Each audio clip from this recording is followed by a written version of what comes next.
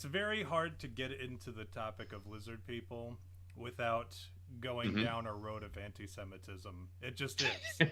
And Right. no matter, Yeah. ask anybody, even like you said, like those guys who were, I don't know if you want to name them or whatever, but based on the conversation. But Well, I mean, it was on their episode. It's not even like oh, okay, I'm all right. I didn't know if talking it out was of like a school. behind You the know what I mean? scenes If it conversation. was, they certainly screwed up the net editing. Let's just say that. Because I remember I was driving around, and I don't remember what they did as a topic instead or whatever. But essentially, small town monsters. The head guy, Seth Breedlove, and Mark Madsky, who's actually a oh my goodness, he is a priest, pastor. Shit, One or the Mark other, something. Madsky. Yeah. Anyway, they have this show, podcast called Monsteropolis. I have no idea if they're still doing it, but he anyway, long and the short of it was that they had made a comment that they would be willing or were interested in doing, you know, an episode about lizard people, but they found that they weren't really comfortable because a lot of people are just like Jews. Yeah, if you type lizard people conspiracy, it will take you directly to www.hitlerwasright.com. Right. Yeah, you Right. just Google that. That Yeah. particular line will always bring you to. Mm-hmm. Um, Oh, Reverend. There it is. oh Reverend. yeah, so pastor, because like yeah, you can kind of tell if there's like this thing. I'm part of a group on Facebook right now called sounds like edgy atheist nonsense, but whatever. And it's like you use it to tag people's nonsense posts where it's just like very clearly atheist cringe. Mm-hmm. And but the group itself, they end up there's like this fight between the Catholics and the Mm. Protestants, and it started out kind of very like general, like oh the Catholics generally, and then Just like the you're gay, and then they're like, yeah no, well you're gay. well, it was like, well, we're right because we have more rules, right? Like this is the Catholics. So Okay. we have more ceremonies and rites and such. So we're Mm-hmm. the ones who are right. You Protestants, you don't know what you're talking about. And then, you've got the Protestants who are like, well, Martin Luther pretty much cleared, he made the case years ago when he wrote the 95 theses and left it on the Okay. door. And Mm-hmm. of all the shit that you guys are doing wrong. So whatever. It's very like back and forth, and oh well, Mary with your idolatry of the Virgin Mary, and oh well, Mm. you guys don't, I don't know. Like everybody had some pretty reasonable points of why they believed one thing or another. But as time kind of went on, it became Mm-hmm. no, you're a doo doo head. No, you're a doo doo head. Like that's kind of the point where it's at right now. So And it's where it starts out like if you and I were going to talk about, I don't know, let's say you liked a movie and I didn't or something, and I know it's far more frivolous this particular conversation. I get that, but yeah, if we go into it and we're like, oh, you didn't, that moment where you like a movie you really like, someone goes, I don't know, mm, you're like, really, and you fake, you pretend that you're that not you're not affected by upset. it. Yeah. Yeah, right. And then, and you still try to maintain the friendship while also degrading their opinions. Just, and then That's eventually kind it's of like, yeah. fuck you, asshole. That's what's happening here, and with Bane these is fucking guys. good. Yeah, but the story doesn't make sense. Reindeer Whatever. Games was a modern classic. How dare you, sir? Uh, Right. but these guys, no, they're like, and here's the thing. I could, I honestly couldn't care less about. I mean, I have my opinions about Mm-hmm. Catholicism versus Protestantism. I'm more concerned. Like, I don't even think about the Catholics, and that's not like a dig on the Catholics. You guys have your own problems, like we have our own problems, right? I Sure. can't sit here and say, oh well, the Catholics with their priests who are diddling kids, because there are pastors out there who diddle kids, and that's a problem that's systemic across all uh, positions of trust, right? Sure, yeah. And we see it It's in their both. favorite pastime. Right. Terrible. But they What, the act or my joke? both, all of it, everything Oh, about everything that's happening hmm. right now in my life is terrible. I've never had They a joke equal to the they same. there. No, I saw a comedian the other day who said I have three. He said, "How do I like my women like I like my chicken?" Now I have three endings to that joke, or I have three different punchlines. I have one that's funny, that's cute, one that's funny because it's true, and one that's just absolutely horrendous. And then like the guy's like, "Oh, we'll do the funny because it's true," and it was also like a pretty horrendous punchline. And he says, "You should hear the horrendous one. You peel the paint Right. off the walls." Uh, but yeah, so like I don't care about Hmm. this fight between the Protestants and the Catholics because Hmm.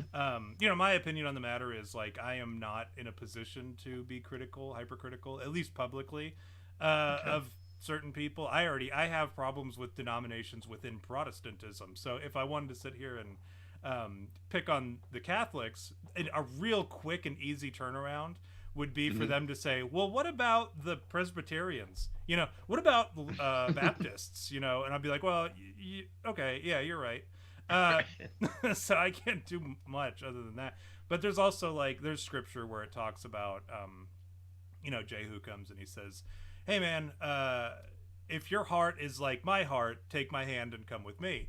And the Hmm. idea behind it is like, who are you to criticize, or who are you to? You don't have the right to do any of these things if your heart is not right. So if I Hmm. wanted to pick on people for baptizing differently than because I personally I think baptism means complete submersion.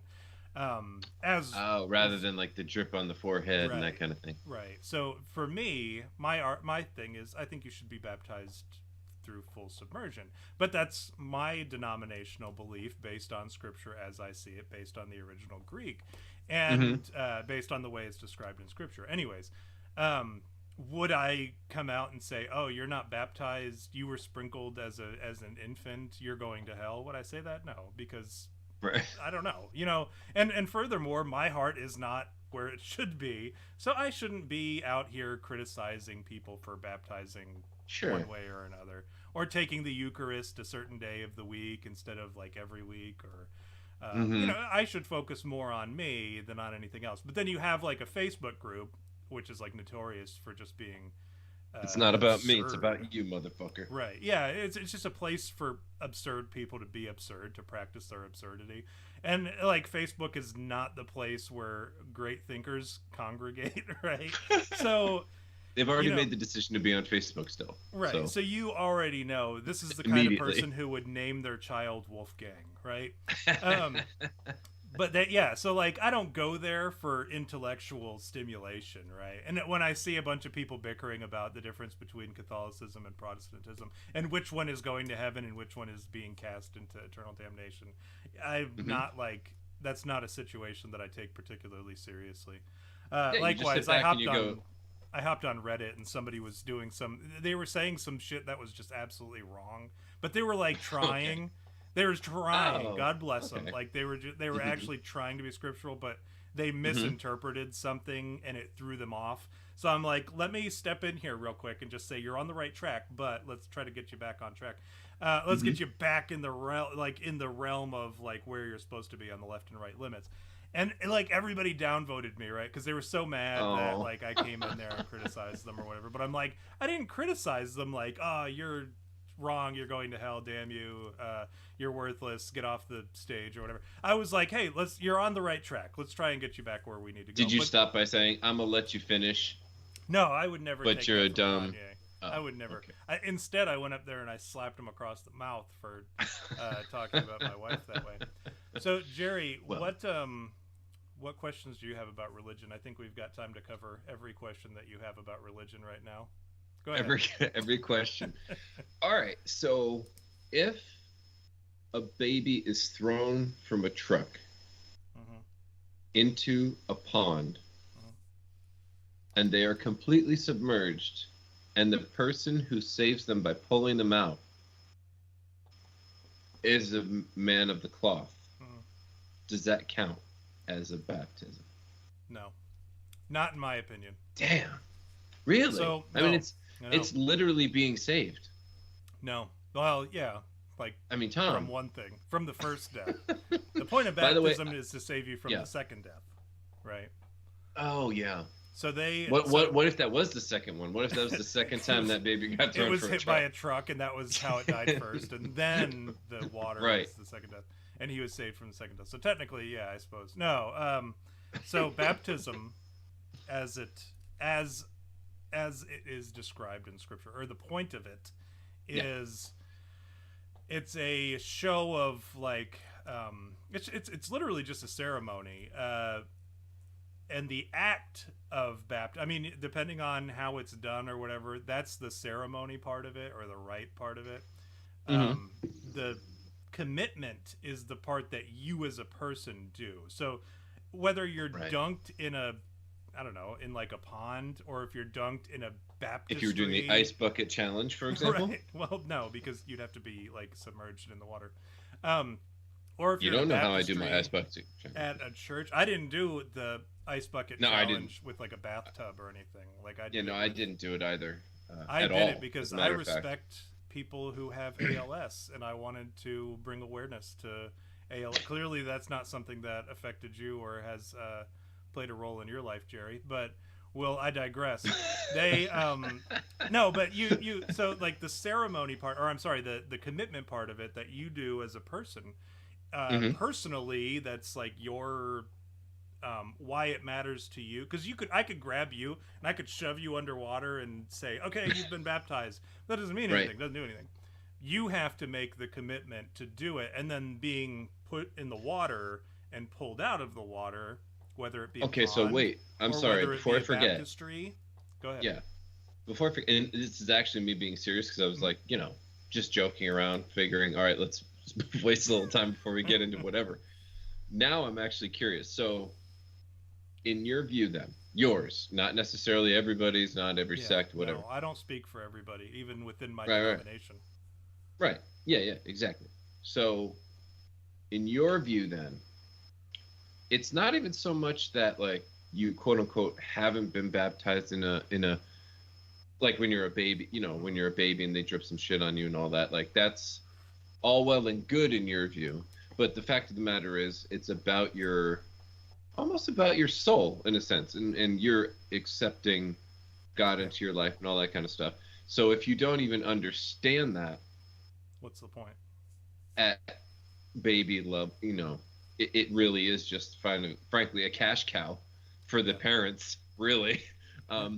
Like literally, my wife and I, we've had the beginnings of our sort of spiritual reawakening, or however you would say it, and we've been asked multiple times, "Oh, are you gonna baptize the baby?" And we were like, "No," because and people were just, "Are you sure?" I'm like, well, first of all, I'm not an active member of it. Like, isn't that wrong? Like, then you're just a part of the. It's like if you go to Costco, and you go in as a friend of the member, and then they like buy your stuff for you and all that kind of stuff. That's like saying, "Oh, are you a member of Costco now?" Well, no, I just kind of went with my friends. They bought me a couple things I needed, but I'm not really committed. And well, you were there. Isn't it a good deal? Aren't these good deals for you to take advantage? And it's like, look, I don't think it's fair for me to just walk up to a building and go, "Hey, listen, I'm starting to have a little bit of the old tingles in the brain about this thing and in the soul." But the real truth is, I got a whole lot of family members who are only going to be excited about my new kid for about a year. So I need to wrap this all together. I need to make this happen. Yeah, I need to listen. What do I need to do? Do I give you like a 5% cut of whatever I make? What do I have to do? And that, frankly, is kind of how they do it sometimes. Like, I mean, it's gross, frankly, and people make fun of, like, say, the types of groups that go like just out into a lake or a pond somewhere and do it there, and just maybe they're the same kind of kooky people who do snake biting and different other shit. Who knows? But the Pentecostal. Yeah. Maybe, or I'm sorry. Pentecostal. That's the one. Yeah, I'm pretty sure. but yeah, that's the kind of thing that would make for a Will Ferrell movie spoof. But at the same time, at least they're kind of like into. I don't think I could walk up to that church and be like, "Hey guys, I was just driving by, and I don't have any other place I'm attached to. You guys seem kind of in line with what I'm thinking. Never been here before, but I'll give you a, a little cut of what my family gives me in terms of money. I need to baptize this baby quick." I don't think they'd do it. At least, you know what I mean? Like, I A think there'd be a Catholic lot of. church you're talking about? No, no, I'm talking about the ones who would like the Presbyterian, like what'd you just say? The ones Pentecostal. Pentecostal, yeah, dropping kids in or dropping people in lakes and doing So speaking in tongues and snakes and things. yeah, the Like speaking in I don't tongues I and think they'd be a bit snakes. more serious, So those about people will gladly take you, and I don't know real. if they'll do. Yeah, they'll gladly take you on the spot and say, "Yeah, let's do it." They'll explain what a baptism is, and they'll dip you. They may not even explain to you what a baptism is. They'll just do Really? it because they are like super into that. They'll be like, "Do you accept Jesus Christ as your Lord and Savior, who died on the cross and was resurrected 3 days later as a payment for your sin, and ascended into the heavens? Do you accept that? Yes. Okay, here you go. Bloop. I baptize you in the name of the Father, the Son, and the Holy Spirit." And that's that. That's because that's what a baptism is. See, I just did a baptism just right now, and that's all it takes. Thank But you. you have to be submerged in the water because that Oh. represents being dead and Hmm. buried, dead to sin, buried, and then risen again, born anew. Sort of, Hmm. it's comparable to what happened to Christ on the cross. He died, was buried, was raised again. That is the purpose of the baptism. As we as Protestants, right, or some Hmm. Protestants, because even as Protestants from one denomination to the next have different Hmm. rules. I was baptized as an infant. My dad baptized me as an infant, and I went for 23 years thinking, okay, or 24 years probably, thinking, okay, I'm Hmm. good to go. I was baptized because I was sprinkled on the forehead, and that was my baptism. But Right. when I became a member of the Church of Christ with my wife, they asked me if I could serve communion or Lord's Supper or whatever. And I said, yeah. And they said, are you baptized? I said, yes. And they said, in the Church of Christ? I said, no, no, no. And they were like, well, were you fully submerged? And I said, no. I said, I was an infant baptism. And he was like, this old black guy, he's like, oh, no, no, no, no, no. Like, he made this big spectacle. And he's like, that doesn't count. That's not a real baptism. And I was like, I was furious when I heard that because I'm like, well, how dare you? But then Right. I talked to my dad about it. I was like, well, here's the deal. I've been going to the Church of Christ for years now, and this is the first time they're making me aware of this, that my baptism didn't count. And he was like, listen, because I didn't care. I would have gotten baptized then and there. I mean, I'd been attending Hmm. that church. I believed in everything. I'd heard, believed, and all that. And I would have been baptized, but I didn't want to offend my dad, right? Because he was the one who baptized me. Oh yeah. And Right. so I was like, get a load of this guy. And my dad, of course, was like, well, you should. You should go get baptized. Like, if you believe, go do it. He said, don't let me stop you. By all means, run and go do it. He said, when you So are your dad baptized, is not against double dipping. no, no, no. Well, this is pre-COVID, so like Oh, double I dipping see. was fine. Right. Now you can't do that. You have to get your own bowl and like serve Oh yourself. my and goodness. then, yeah, big hassle. But no, he said Yeah. the way he explained it and the way he would do it for years when he would baptize just like anyone who brought their kids into the church, if they were a member of the church, he would baptize them because to Hmm. him the baptism of a child was a promise to the church that they would raise the I see. child in the church. And then over time, the child would go to Sunday school, and they would eventually go. This was in the Methodist Church. They have a Mm. way of doing confirmation, and then their first Okay. communion, and that. So it's sort of the same thing, but some churches don't allow you to participate in the Lord's Supper until after you're baptized. Whether I mean, some kids. I think we Yeah. talked about this last week. Some kids from my Sunday school class decided that they wanted to get baptized. My middle son decided he wanted to get baptized. They're very young. I mean, Hmm. they're 10, 9, 8, that age group. And they wanted to get baptized, and they did. My son hasn't been yet because I told him we would sit down, we would talk about it, and we would make sure that he was doing it for the right reasons and that he wasn't doing it just because his friends from class were. But So Right. we're going to do that probably we're going down to Tennessee in a couple months, and I'm going to take him down Oh, there to, and we'll be right on the river, like a very slow river, and we'll probably do it right there. That way, it'll be like a fun experience for him and memorable, and that. So, can you but do it? Can you at least lift one line from "Oh Brother, Where Art Thou" when you do it? I'll just steal that whole scene. Yeah, I'll That have whole him yeah. run down the hill Do you like, mind? oh, Dude, yeah, save that would me, be save so me. great. We'll do a whole thing. Also, I'll dress in all white, a white suit and all that. yeah. Also, real quick, is it Mm-hmm. possible? And I don't know this. I'm not well versed. I meant to tell you this. Um, there's a public library around the corner from my job when I actually go into the office. And I went on a walk because I'm trying to make time at least to get off my ass a little Mm-hmm. bit, right? So I go for walks in uh, a very sort of unsafe city in the middle of the day, usually singing very loudly my metal and punk rock songs all I was throughout gonna the say, is city. it DMX, the song that we played before the show? I'd be like, no, no, it was Gary from SpongeBob. You guys don't even get it, and I'm sure they'd understand. Hmm. Um, but what the heck? Oh, so they were the public library has a book sale all all the time. I guess I thought it was on Thursdays only, but apparently all the time. Long story short, I bought a Bible. I know that doesn't maybe mean much to anybody who's It's a listening, start. or doesn't mean much to even you, Tom. I'm It sure means you know. everything to me, Jerry, You have because like that's how you start. 70,000 versions of it and all that kind of stuff. Oh, you But mean like that doesn't narrow it down much, is what you're saying? oh, maybe that. Well, I didn't even mean it like that, but that's true also. um, but I guess since we're having this type of conversation, I guess I should say, because I was going to send you a picture of it, that I bought one, and I was like, all right, well, this is the start, you know. And so anyway, that aside, with the seriousness, you said something along the lines of you're not ready for the Lord's Supper, Mm-hmm. right? Is it possible if you have a baby baptism where it's, a little drizzle, are you at least available for the pre-show hors d'oeuvres or the dessert, because that's when all the kids come through anyway? You know what I mean? Like, you've already had the service. You can't keep the kids in there forever. The help who's been watching them has to get their reprieve. Do you understand what I'm saying?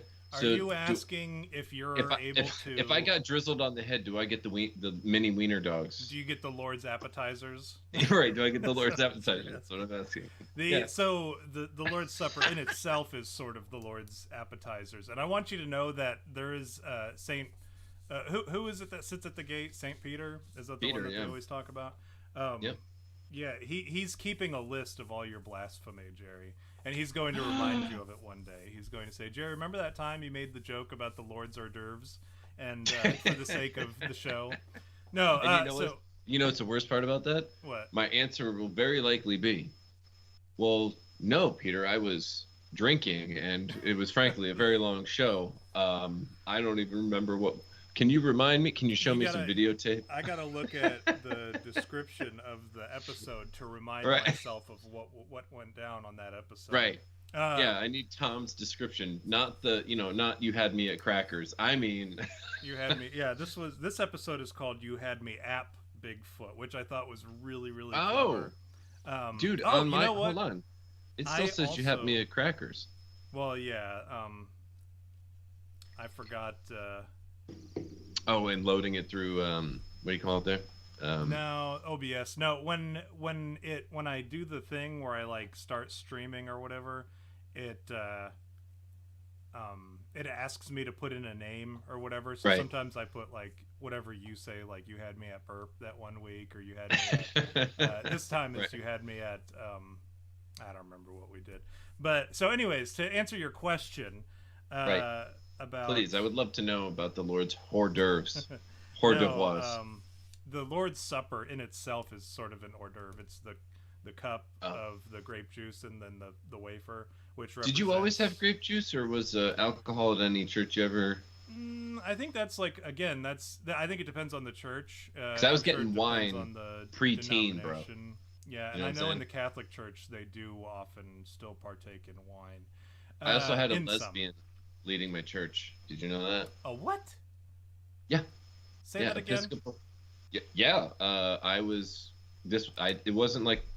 By the way, for everybody involved, this wasn't like by vote. You understand what I'm saying? I just want to. I'm telling a story. Okay. So, just with that out of the way, I went to a church called St. John's Episcopal Church, and at some point in my time going there, we had a Reverend Pat. So literally, it's Pat. Literally, it's Pat from SNL. Very nice lady. I actually found her, to be very engaging and stuff. And years later, I found out they got rid of her, because it was like one day she just wasn't there. You know what I mean? And I didn't know. I'm just a kid. They don't tell kids anything, right? Sure. And so I'm like, I don't know. And then years later, they're like, oh yeah, they got rid of Reverend Pat because she was gay. And I was like, oh, Well, at least they okay. did something about it. Yeah, at least they did. It's because that's the big schism. I don't know right if she now. came. I don't know if she came. I don't know what happened. I mean, I don't know how you like. I don't know, hide it. I don't know. They caught her scissoring another gay pastor in the. It was an Easter Bunny outfit snafu gone terribly wrong. Why they had an Easter Bunny costume for the Easter play musical that they were putting on, I don't know, and that's how they got caught. Was dude, did you ever? Can I ask you? Scissoring in the vestibule. Has any church that you've ever seen or been around done Easter Bunny stuff? Is that enraging to you? Because no, I've not seen. Mine did do that. Like Easter egg hunts anyway. For the kids. And thinking about it all these years later, I'm like, I understand you want to like have fun and stuff, but as far as I guess, I mean, you just said to me, well, Peter's going to remember your blasphemies in the game, right?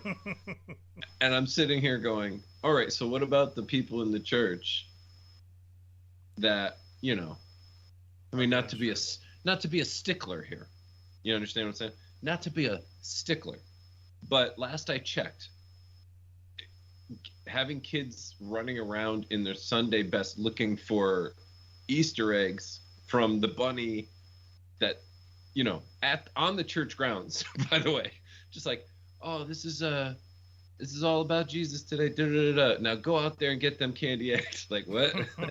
I don't know. It just seems right. I see. Here's the funny thing to me about my personality, at least. I don't know if this says about me, but like in the conversation we've had in the past about like, say, oh yeah, don't watch porn. Shame, shame, shame that you watch it every couple of months. But here we are. We're all gonna jizz over the fact that Euphoria is this great show about like drugged out sex kitten children, and all this sort of stuff. And I'm sitting here going like, okay, yeah, so I agree with what you're saying about the baptism of children making no sense because it's your soul and you have to have a comprehension and that kind of thing. On the other hand, it's fucking weird that they really were upset about the whole lesbian reverend thing, but it was totally fine to have Easter egg hunts on the church grounds after Mass or whatever on Easter Sunday. That just seems just about as blasphemous as me saying, hey, can I at least get a God's hors d'oeuvre?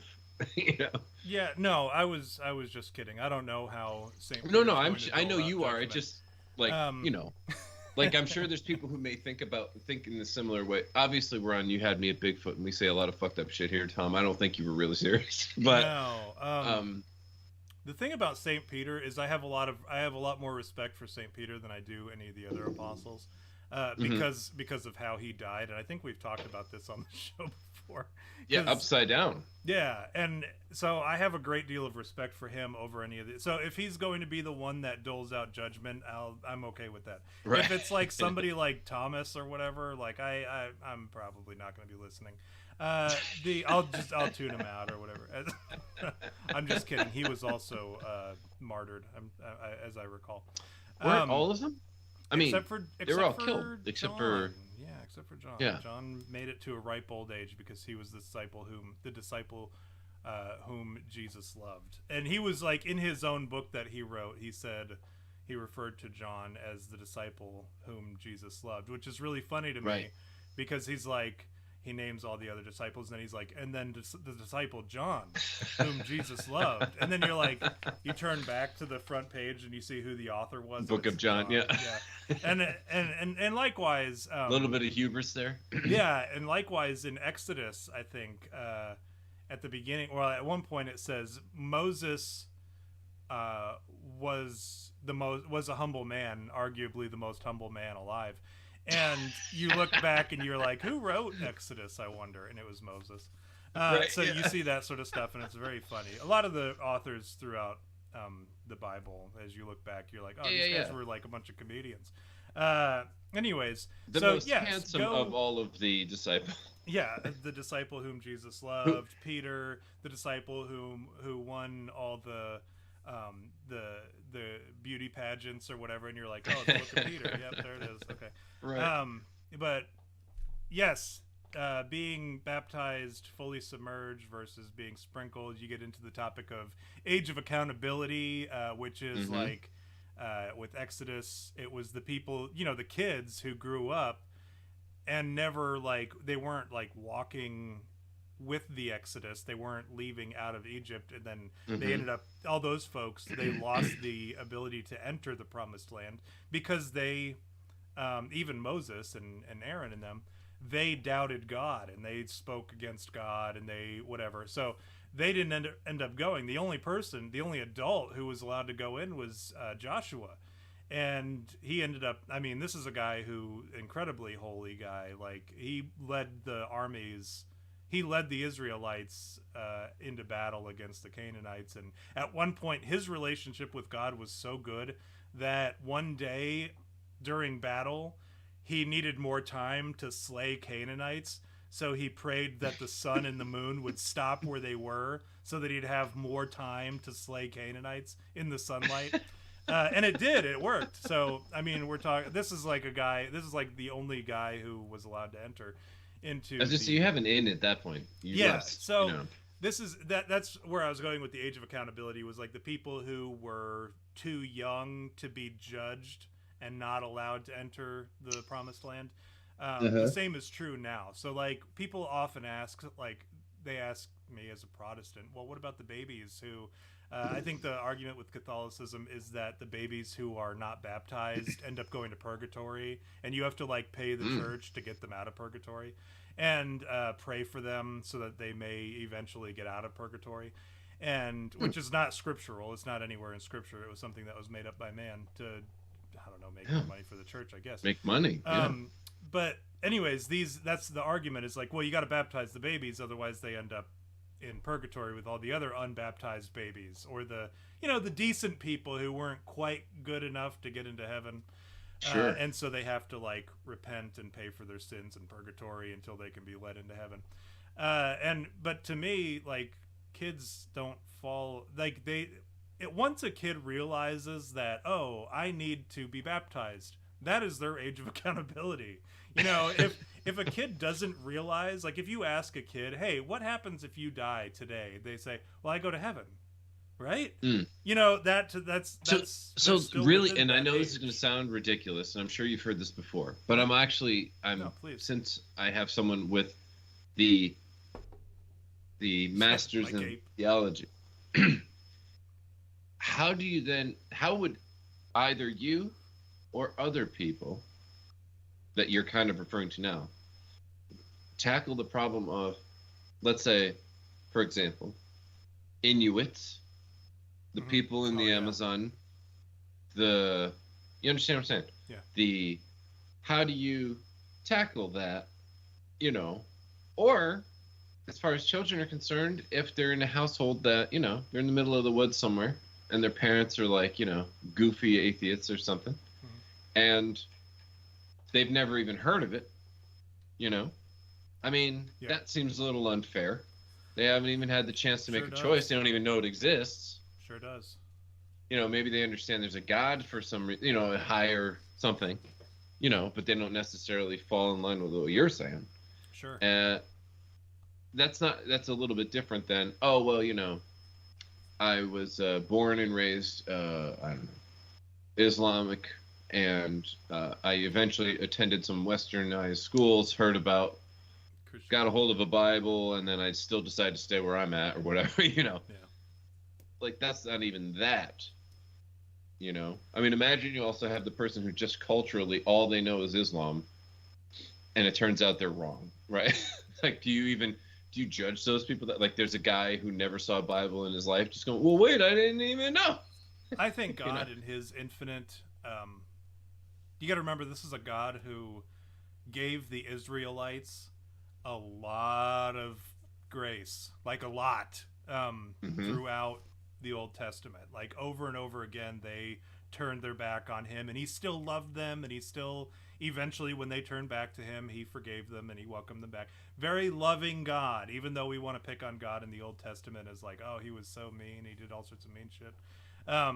But he was a very loving God, and he was a very gracious God, and he forgave. He continues to forgive pretty generously, hmm and the more we see, when you look at him Generous that way, with forgiveness, not so much with the supper, is what you're saying. yeah. Well, I think there's a different, and I made this argument not yet with the hors d'oeuvres. Uh, you get the dinner when you commit, right? Uh, Right. and this is an argument I just had with one of my You classes. can't Is just I show up said, to Chili's. no, you You know, have to. you Yeah, can't there's a you can't commitment sit out in the involved. parking lot and go, do I really want the endless bowl? I don't know. Do they have an The endless bowl? endless Lord's Supper. No, The endless or something. I don't know, whatever it is. it's a buffet. Uh, Yeah. where you can only go up and get like one at a time, though, so it's like just it's more inconvenient than It's just anything. right. It's just a very long supper. Yeah, and we won't even get into what the Lord's Supper represents today because that's just a Mm, whole nother can of worms to work through. But we're okay. talking about like in the Old Testament, once you look at God as like, oh, okay, well he was very, very forgiving, even hmm though he was pretty mean.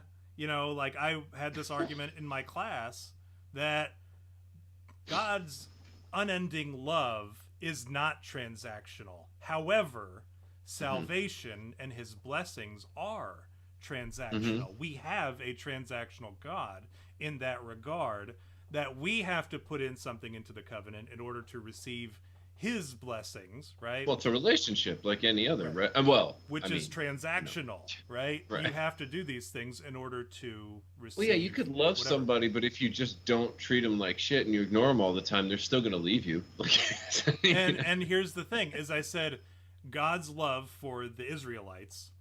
hmm For instance, we'll use Joshua as an example because that's the one I'm working Sure. through right now. Uh, God loved the Israelites. He led them out of Egypt. He helped them. He was even like way nicer than he should have been when they were whining and crying as they were walking through the desert, and they wanted food, and he provided manna from heaven and hmm water from stones and stuff. Like he provided for them even though they were being whiny bitches. And there's no denying that. I mean, you can argue with me that the Israelites weren't whiny bitches. That's not anti-Semitic. It's the fact of the matter. That's in their own book, right? And they Sure. whined, and God provided for them, and that's love, right? That's like an unconditional. Hey, I'm It's going to either that or protect you just are you, tired of listening. You know what I'm saying? right? There are Right. just some times where you're Well, like, look, I he don't even just gave them condone what I'm manna doing. just to get them Right. to stop.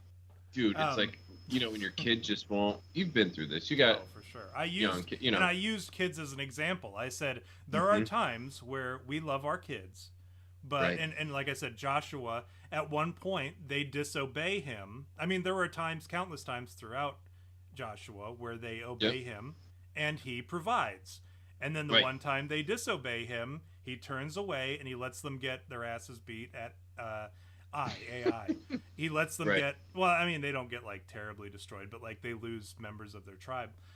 Yeah. In a battle, they get ambushed and they get sent back. And Joshua is very upset. He's like, "Why would you deliver us to this and then and then have us be fucking manhandled by these soldiers or whatever. And then God says, well, one of you disobeyed me, so I let you guys learn a little bit of a lesson. And that, I think, still falls under love in the same way we tell our kid, hey, don't put your hand in the bird cage. He's going to bite you.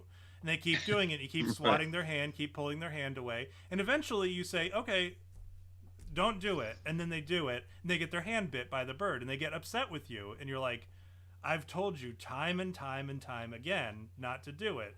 And you kept doing it. And so eventually I had to let you guys learn this valuable lesson. And I think that's what happened. And then throughout the rest of Joshua, I mean, God provides for them time and time and time again, but they also behave themselves. And then you see in Judges, you see how they obey, God blesses them. They turn away, they start doing their own thing. God kind of just lets them do their own thing. He doesn't necessarily punish them, but he lets life happen around them. And then they say, well, hey, bad things are happening. What happened, God? And he's like, well, you turned away. And they're like, please help us. He helps them. They love him. He showers them with blessings. They turn away ad infinitum. I mean, and then this goes on for the rest of the Old Testament. And, that's like, I think that still falls under the category of love. He still loves them, because if he didn't love them, he would have just not taken care of them. He would not have turned away from his fiery anger and sent them the judges. He would not have helped them conquer I don't ever know how to pronounce it. I haven't looked at the Hebrew version yet. But, he helped them conquer the Gibeonites. He helped them conquer, or actually not the Gibeonites, because they cheated or whatever. Anyways, I digress. Let's not turn this into a Bible lesson. But he helped them conquer Canaan and take the promised land that he had vowed to give them. But they had to maintain that covenant. They had to, it was a transaction. They had to do what God said, and they got what God promised. If they didn't, then they didn't. Which was a record deal based on their mixtape. They ended up, that's how only a few people had heard. That's how come Jews ended up being CEOs of all of our major labels. Record labels. That's true. RCA, Interscope, I don't know, what are some other ones? Sony. Def Jam. Yeah.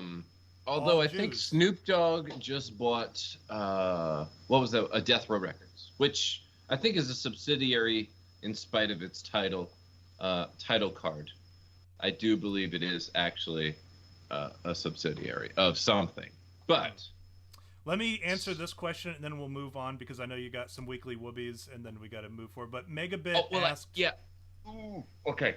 You could do it, and I'm going to say something that is not... It's just before the weeklies. Okay. But it has to do with a past subject that we've been talking... It's Elon Musk. Don't let me forget. Okay. Elon, I'll write it down. But to answer your question...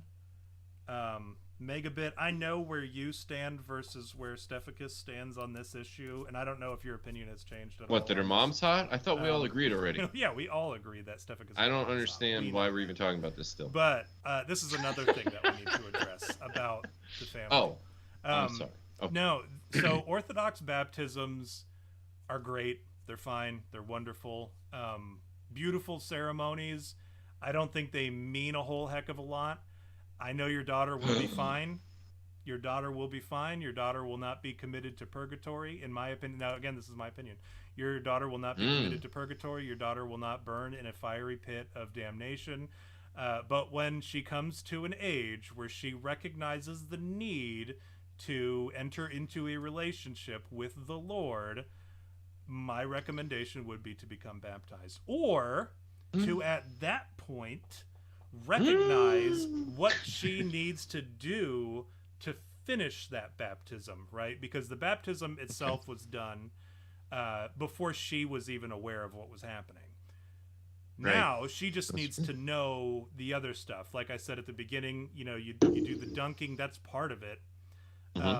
But you also have to precede it by asking them, do you believe that Jesus, the Son, and the Holy Spirit and the Father are part of the triune God? They are three in one. They are that Jesus died on the cross, was buried, was resurrected, died for our sins, led a sinless life. Ask her these questions, and if she says yes, then okay, cool, yeah, super duper. I think at that point, I'm not. Don't let anybody in my church know that I said this, but I'm not. My heart isn't where it's supposed to be. I am not sinless. I am not. I am not without sin. I am not somebody who can speak. I've got the plank jutting out of my eye. Like I am not a person who can be particularly judgmental about these things, but I do have my opinions on certain matters. If you were to ask anybody in my church, they might say, "Well, she needs to be baptized again, lest she die and burn in a fiery pit of damnation." I don't think that's necessarily the case. I think like if you raise her in a way that one day she says, "Hey, I want a relationship with the Lord," and you help her continue to help her along that path, and one day she says, "Hey, I want to be baptized through submersion," great, go do it. If she feels like I don't need to because I was baptized and I believe this, and this wholeheartedly in my heart of hearts, in my spirit, I feel it and I believe it, I'm not going to sit here and I would never tell somebody that their child is going to burn or sit in purgatory and twiddle their thumbs or whatever if they were ever to die, God forbid, die early or die young. I would never tell somebody that. And if somebody asked me, should I have my daughter baptized, I would say yes. Once she knows that this is something that she wants, I would say go out to a lake or a river or a baptistry, or go to a pool with clean water and say, "Hey, do you believe this, and this?" "Yes." "Okay." Wunk, dunked. Because it's just all it is it's a commitment that they are entering into. And once they recognize it, then I think that's what matters. But as of right now, yeah, your daughter's fine. Your daughter, she might live 100 years, and may she live 100 years and never be fully submersed underwater. But if she enters into a relationship with the Lord and recognizes that baptism was all that it took, I think that we will meet one day while Jerry's getting chewed out by St. Peter at the pearly gates. We'll meet there. So, anyways, that's my opinion on the matter. Did you want to do the shot before we do the woobies, or? I mean, you can do the shot. People are getting restless. You go ahead and do your Elon Musk bit, though. Yeah. This is actually, I don't even want to dare say a bit because it sounds like I'm fucking around. But I actually kind of have a halfway decent question. Now, I'm forgetting the name, which is terrible, because I'm the one who pointed it out to you, and then you did all this work on these episodes. Elon Musk had posted an image that led us the black cube. Right. Okay. And my question now is, as if it were not before, do you think if he meant it as the, certainly the more satanic, the real dark, evil side or what have you, do you think now that he owns most of Twitter, does that actually legitimately make that not just flippantly saying, "Oh, dude, that shit is evil and satanic, don't use that fucking thing"?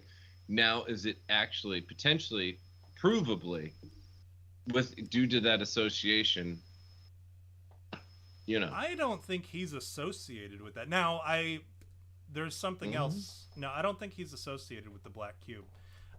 Okay. Now, the black cube is actually, we can't really talk about... I mean, sure, his wife is now fucking a transsexual, and he is literally... Dude, she's with Chelsea Manning right now.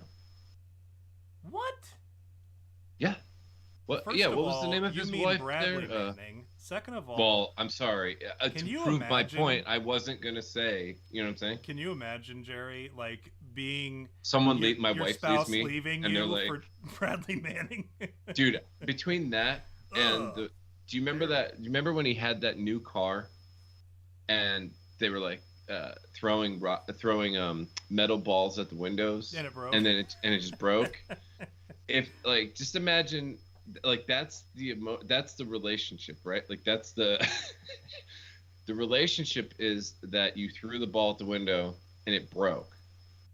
The Chelsea Manning relationship after that is when you turn around and realize you're filming, and it's in front of like a bunch of people. Right, and it's just for everybody to see, and you can't, and you're autistic and you can't get around it, you know, like you just can't. You just so because here's the thing. Look, he is. I hate. Okay, I'm not gonna go crazy about this, but I fucking hate that people don't see that this. The only way that people get into like places of prominence is by being in. You know, there is no fucking outsider, you retards. Okay? Like, Donald Trump was funny, fucking hilarious. He's even funny now. All right? On the other hand, he's at best, he's a mob associated rich boy who fucking hates you and uses you for money and clout and still rubs the vaccine in your face. Okay? Secondly, Elon is not some cool fucking autist who just so happened to be a billionaire.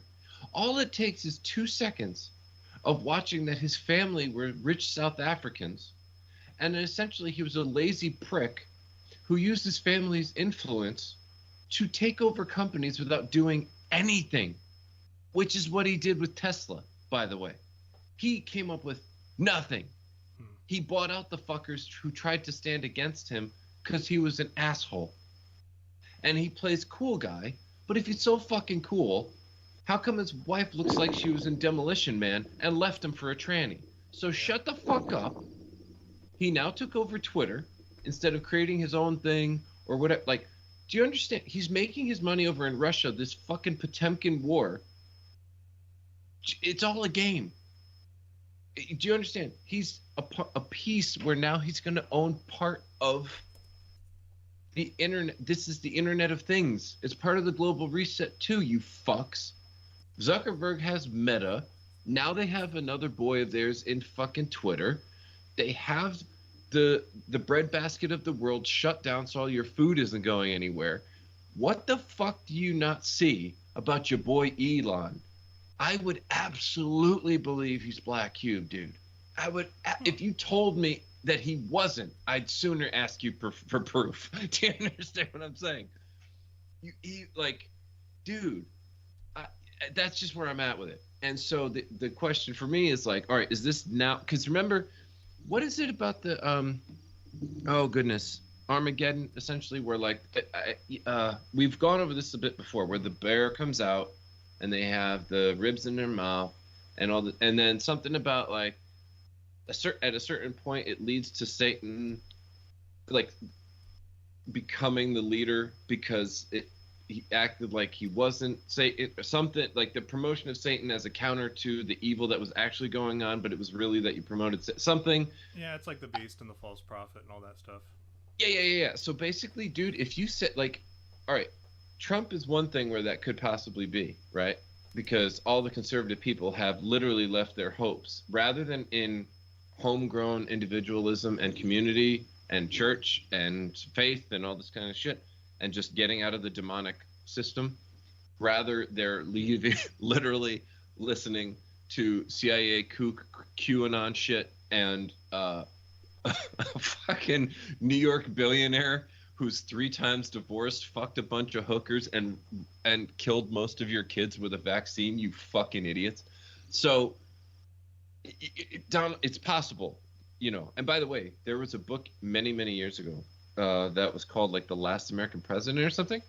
And it's, what is Trump's last kid's name? The tall, goofy one who was in the White House with him. No, the young. Oh, Barron, yeah. Barron Trump was the name of the kid in the book. I remember as the last American president or something like that. So is it possible that that's, you know, because everything repeats and all the shit is somehow connecting before it all ends or whatever? Is it possible it's him? Yeah. But if you also said to me that it was Elon, I'd totally believe it too. You know, Zuckerberg looked like a lizard, could be him. You know, all of this shit. You know, because you figure like here's Klaus Schwab, right? And once people actually start to figure some shit out, they'll be like, oh, that's Satan. And then it's like, no. That's the guy trying to take over the world. And then there's Satan over here. And then because he's baddie, then it'll, it's kind of like when they crushed Germany, and that led to the rise of Hitler. They demoralized Germany. They Yeah. the reparations, essentially, all that sort of stuff. And then Hitler was like, "Fuck that, we are German," right? And then that's, at least that's the story, right? So theoretically, I could absolutely see all this evil shit happening, and then people are like, "Well, wait a minute, that's not cool," right? And then the worst guy comes in after that. I could totally see it. And if you told me it was Elon, I'd believe you just as much as Zuck or fucking Trump, any of them, any one of them. Because you cannot be active and prominent in a satanic system without being fucking evil. I'm sorry. But anyway, You know what's that's where interesting to me, Jerry, yes. is that a lot of people talk about how there are these multi-billionaires, and in fact, your boy, the Beast, Elon Musk, he's on pace to be like the first American trillionaire, right? Oh yeah, So he owns a lot of shit. Yeah, and you hear about people saying, "Oh, there's all these billionaires out here, and not a single person has ever tried to become a superhero." Uh, but and then you see all the people who could be supervillains too. Like if we broaden, but there's like no supervillain or superheroes to go up against them, so we don't really consider them villains. But they really are. You have to have a Captain America for a Red Skull. Right. Like if you saw Red Skull just doing his thing, you would just say, "Well, that's an asshole." But then, like, you see Captain America all of a sudden go up against him, you're like, "Oh, Red Skull. Yeah, he's the supervillain."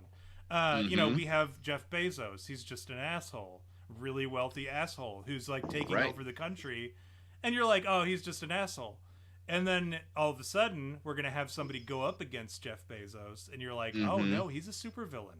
Right? Right. But then, you have all these people who have money, and not a single one of them, and we see it too, we see how like every day it's almost like they're purposely trying to fulfill prophecy, like they're doing stuff just to make it look like, hey, we're fulfilling prophecy. Like why haven't we had somebody outright just exemplify the Beast and pretend to be him, so that we can be like, "Oh my gosh," and then have somebody else come along, here, the false dude. prophet, perfectly fulfill that, and then we're like, "Oh my gosh, it's happening." But nobody's done that, and I think that would be brilliant. Do you think that's possibly the next step, though, is what I'm getting at? Like, because think about how many people, like, okay, there's a ton of quote-unquote the left and all that shit who hate Elon as if they're not just all weird bots and this isn't all a story or what, like we're all part of a fucking story, you know what I mean? So there are people who probably legitimately hate Elon, right? But he's one of these people who cross over somehow. I don't know if it's because like somehow there are a bunch of knuckle draggers who think that Joe Rogan's some kind of right-wing-ish type dude and then smoked weed with him, so he's like, "Oh wow, Elon's cool with us, dude," or whatever, and or Elon says, "Well, no, fuck you, I'm gonna put my my internet in Russia because and then governments are bad sometimes, guys. Did you know that?" Right? Like, wow, so he's a fucking 50-year-old hipster whose skin looks like it's melting, and that's the best we have for coolness / all right, he's not conservative, maybe he's not religious or whatever, but at least he's not X, right? Like that's that crossover guy, in the same way as the dumb shits who think that this Ukraine thing is like legitimate in the way that they're being told all suck Zelensky's dick right now, It's like, whoa, what a fucking man he is. He said he wasn't going. Yeah, what a hero. He said he wasn't leaving. He knew there was a plane to take him out or to bring him and his family to safety, which is kind of weird because why, as president, wouldn't he at least make sure his family was safe first, even if he kind of hung around? This is a little weird. Also, why is he a fucking comedian who was on the Ukrainian version of America's Got Talent and he was wearing high heels and dressing in drag and shit? And why does he have that connection to the World Economic Forum? And why was he at the fucking Oscars as if he wasn't getting an award as an actor for all of this? And no one's missing all the cues. Like they're rubbing it in your face like a dog who shit on the rug. Yeah, like, people on the left are like, "Oh, Zelensky." There's some people on the right who are like, "All right, Elon's not, that cool pastor guy who talks about the New World Order and shit that I really like his videos and stuff. But here's Elon. I'm gonna buy. You know what? I'm conservative, but like I also think Tesla's all right. So you know what, dudes? Like I think I'm also gonna bang a girl who looks like she was. Like Chelsea Manning. Yeah, yeah. No, what was that movie? Fuck. District 9. You know how that director, he made a movie afterwards with a bunch of hipster fucks? Like, oh. Chappie? Chappie, yeah. He's like, oh, yeah, I'm going to go, thanks to Elon, I'm going to drive a Tesla and fuck a girl who looks like she was in Chappie. You know? These are the type of people I think can take, you understand what I'm saying? They're not as pure evil. They're the ones who could sneak in and then just like fuck you in the ass, you know? Well, I don't know, man. Like I don't like any of them. I don't like anybody. You know that. I've made it very clear. No, I like, you know who I like? Vladimir Putin. Now, here's listen, here's your argument, right? Here I'm on your side here. Right? You're talking about Schwab. And then who was the one who was supposedly going up against Schwab? Well, it was supposedly Putin, yeah. Putin. So who would be the beast in that scenario? It'd be Putin, right? Yeah. You know, could we make the argument based on what we know from Revelation and the description of the beast? Could we probably make the argument that Putin is the beast? I don't know. Like, and based on what you've presented today, could we? Yeah, I'm sure if we took a hermeneutical lens to it, we could absolutely make that argument. Pee-wee hermeneutical lens. Hermeneutical. That's a term. Hermeneutical lens. It means how you and Tom, a pee-wee hermeneutical lens. What is that? What is the difference? Yes, that lens is only available at a dirty couch seat at a porn theater. I was gonna say, I thought he was at like a urinal. When no, you know the talking couch. Yeah, you know, the talking couch in the show. I tried to implement the word. He said the magic word. You know what the magic word is? Come. Oh no! It was revelation. It was prophecy. He said the magic word, and then everybody's jizzing everywhere. Disgusting, Jerry. Why would you tell that joke? All right, let's do our thing, and you can do the hobbies, and then we'll do a 10-minute thing about what we were supposed to do today. All right. Count Rhythm was first in. I don't know if he's still here anymore. If he's not, hey, we appreciate you being first. Yes, we appreciate everybody who's here, by the way. Yeah, Megabit Banshee came in second. Critter Me Timbers. Chris Rose, Jimmy Pregler. I believe we were talking about meat at the time. It was weird. We were talking about some kind of food, and I feel like it was hot dog related. And then, I said, yeah, a little weird. And just before I said that, she put in those hot dogs. Just want to throw her. Like she was premonition emoji. Yeah, that was foreshadowing. I don't know. I think we lost you for a minute there, Jerry. I think you're cutting out. Oh no! Yeah, are you still? Am I? I can still hear you a little bit, but you were doing a bit of a little robot speech there for a moment. Oh no! Well, I'll tell you that during about the first half hour of the show, the visual that I have, of course not the audience, but the visual I have from you, it was all digital other than our two cameras. Everything below where I could see, the background activity on OBS was all digital. It was like a TV that fell on the ground. Were they censoring it for about the first half hour of the show? No, it was just like if you had a really slow internet and your TV just stopped work, like everything became incredibly pixelated. I couldn't see anything other than basically our faces for about a half hour. And well, there's not anything interesting going on down there, anyways. No, but I'm just saying that's the quality that we have with this beta Skype call that we have going on right now. So I don't know what they always love to do that. Like right before a show, they like Microsoft does the same shit. They're like, "Oh, you had me at Bigfoot's going live. We need to do some other shit." All right, so Jimmy Pregler, Jacob, and Stephicus. Also, I want to say hi to Ben and the Superfan. Ben actually, he fantastic. Let's talk about Ben here real quick. He doesn't even please. He doesn't even like us. But he referred he watches. First of all, how's that possible, Tom? I don't know. It's just the kind of person that he is. Chat, how's that even possible? He's got manners. Oh, he's got standards is what I meant to say. I see. But All he, like I said, he doesn't even like us. He listens to us, and then he sends me angry hate mail saying, first of all, you're wrong. This is how it actually went down, and he'll like go in depth into the history of such and such, as that and the other. But he referred us to somebody else who, at his workplace, he said that. Gosh, I wish I remembered exactly what he said. But we had a new follower on YouTube, and I so rarely ever like. I never know who any of these people are who add. But he said, I saw that. Oh, yeah, he says, tile installer stopped me yesterday to say he liked your last episode. And then I was like, what? I asked him, he said he was listening to Joe Rogan without headphones, and I was giving him shit. He mentioned that he liked conspiracy theory or conspiracy stuff. And I sent him, I sent him the gif of Denzel from Training Day saying, my nigga. My nigga. Can I just say, by the way, to everyone here, plus Tom and Tile Guy, I really, Tom, you gave me some background, analytical, data-driven, statistical information also. And it was that I believe the podcast has last podcast had the highest listenership in the history of, I think you said the internet, but I think it's the internet as a whole, right? Like as the world internet, whether it's universe internet. So the one, exactly. It's been 13.8 billion years. Right. The Internet of Things, we finally broke it. I did, and that's a true. Everything that you just said is true.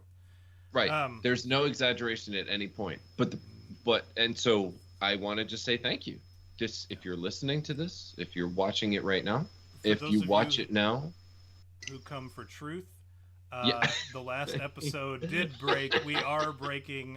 We broke our own previous record of unique listeners. So thank you, as Jerry was saying. Thank you. I won't tell you the number because I don't want you guys to feel bad that it's like so astronomically high that I can't even count that high. I don't want you to feel bad that you put me in a weird, awkward position where I had to ask Jerry what that number was. But yes, it was higher than any we have ever reached before as a program.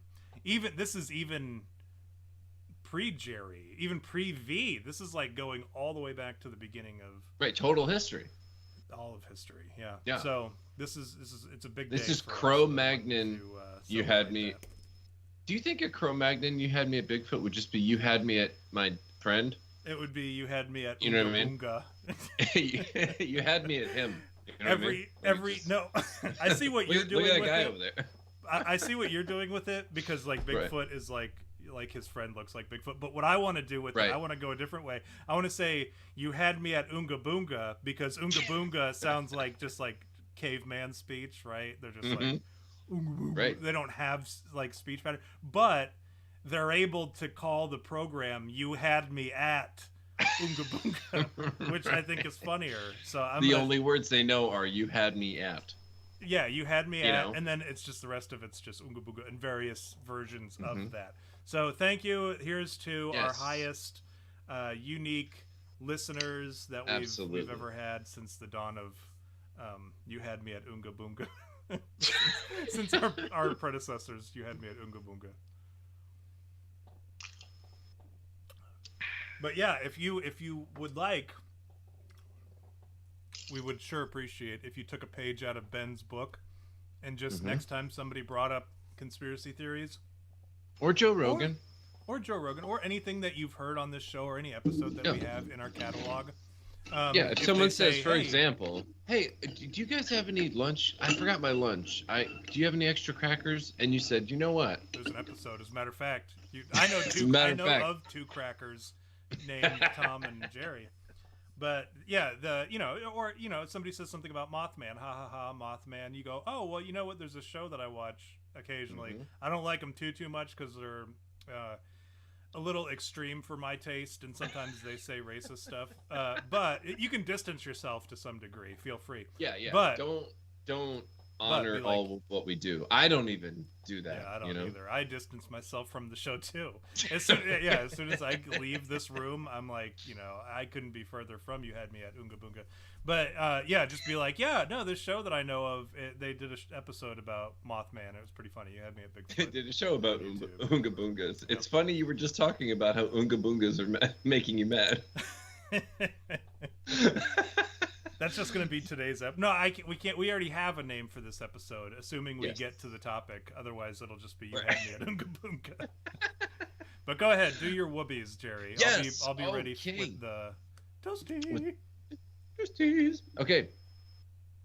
We're going to play a few games. Remember, I am not going with the political stuff or the koof stuff anymore. If you don't understand that there's a global government trying to kill you and that they used many different means to do that, if you don't understand what global fucking famine is, I don't have to say whoopsies about that shit, do I? Right? Like, you know, I don't have to, we're here for entertainment. We already understand. So, Tom, here we go. I'm ready. We're gonna do the fill in the blanks. How about that? I feel like that was good from last time. I like filling in blanks. Yes. So, Tom, Virginia man whose business provided food to local schools was sentenced for blank. Pedophilia. Sexually exploiting multiple kids. I love how they couldn't even just go with kids, right? It's because kids has an S at the end. So inherently you assume it's multiple, right? But this motherfucker who wrote this had to throw it down and just go, no, look. Remember how I said it was kids? I'm talking multiple kids. Lots. Right. Multiple fucking kids. And so it's like saying very unique. Like if it's a unique, it's only one of a kind. But if you say very unique, you're like, wow, that is really one of a kind. Yeah. So just for everybody to know, according to court documents, Zachary Ellis Sanders was convicted on October 27th by a federal jury of 5 counts of production of child pornography, 6 counts of receipt of child pornography, and 1 count possession of child pornography after law enforcement found that he engaged in sexually explicit online conversations with at least 6 different minors between 2017 and 2020. Hey, first of all, did you know that Pop Squad just dropped like half a dozen new matches the other day? Yeah. On YouTube? On YouTube, yeah. I just happened upon it today, and I saw that he dropped like 6 new episodes. Anyways, but also I want to hear those numbers again, Jerry. Could you run those numbers by me again? Like how many? How many receipt versus? How many counts versus? Yeah. So 5 counts production of child pornography. 6 counts receipt of child pornography. Which actually, if my math serves me right, that just sounds like he got 6 nudes from underage kids and distributed 5 of them. Do you understand what I'm saying? Yeah. Essentially, he got them, maybe through coercion, through whatever, and then sent them out to the other ones. It's 1 count of what? Possession. Right. That's what makes me think, because there's 6 receipts, 5 production. So 6 minus 5 is 1. He didn't get rid of the other one. Right. He kept 1. That's what I'm saying. That's where I was trying to go with it. I couldn't. Right. I was in my mind. I'm like, okay, something's not adding up here, and it just so happens that that's what it was. Yeah, and he had 6 online conversations with minors of a sexually explicit nature. So all 6 of them. Let me say this. Yeah. That he's got a pretty good. We call that in the marketing. We call that. Oh no. No, not return on investment. A conversion data. We call it conversion data, right? Yeah. It's if you're talking to 6 people and you get 6 nudes, that's incredible. If you're talking to 6 kids and you get 6 nudes, that's LeBron James 1-to-1. That's Michael Jordan. Yeah, that's Michael Jordan's success rate. Kind of. You know what I mean? He's produced 5, which means, which leads me to believe, Jerry, that of those 6 people, Mm-hmm. he was able to seal the deal and get 5 of them to come over and Oh, produce. So his okay. numbers go down. See, He's here's the like thing, Tom. 1 There's to no. 0.9. You would think, right, that. Oh no, here. Do you want more info? There's Yeah, more. please. Okay. The evidence presented at trial established that Sanders, who ran a concessions business that provided food and beverage services at local schools, met these minors on various mobile apps and online forums. They exchanged hundreds of messages with the minors in which he instructed and induced them to engage in sexually explicit and self-harming conduct, record themselves doing so, and send the resulting videos to him. He also received videos of a 6th minor engaged in sexually explicit conduct. They also discussed meeting some of these minors in person, engaging in sexual acts, and threatened to distribute a video depicting one of these minors to others at the minor's school if they didn't comply. So it doesn't seem like they actually complied. It just seems that, you know, he used whatever they provided, either through coercion or whatever, as blackmail to try to get him to sleep with them. But there's nothing in here that says that they did. All right, Jerry, I've got it figured out here. I did the math. As you Okay. know, I used to be a station commander in recruiting command, so That's I right. know how to do this conversion data. What Okay. I gather is he was doing concessions at school events. I'm Mm-hmm. thinking reasonable conservative estimate would be thousand. Well, I would say thousands of Oh, events, but I want to say 1,000 events, okay? Because if okay. he's been doing this for, I don't know, 10, 15 years, I could Dude, I'm getting reasonably so assume. raged. Dude, I'm reading the rest of it. I'm getting so raged up. I want to Well, throw hold up. on. But Let me anyway, do the please go conversion ahead. data Yeah, joke, I'm and then you sorry. take Go over. ahead. All right, 1,000 events, Uh-huh. and then we're talking however many kids, right?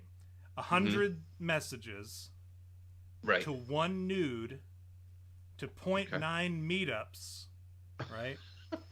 To question mark sex, okay? Right. We don't know the end result of how many kids Yeah. he had sex with.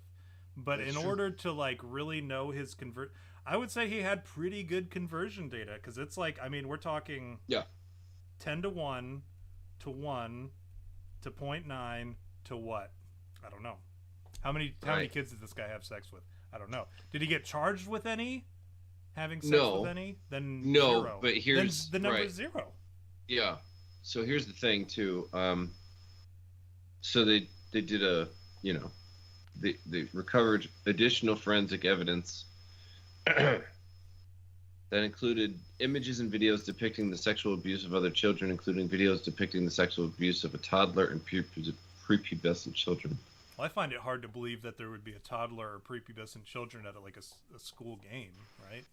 Where he's Right. Well, supposed to that's give yeah. concession. So he said he obtained it on the dark web. Yeah, likely story. The That's what they dark all web. say, right?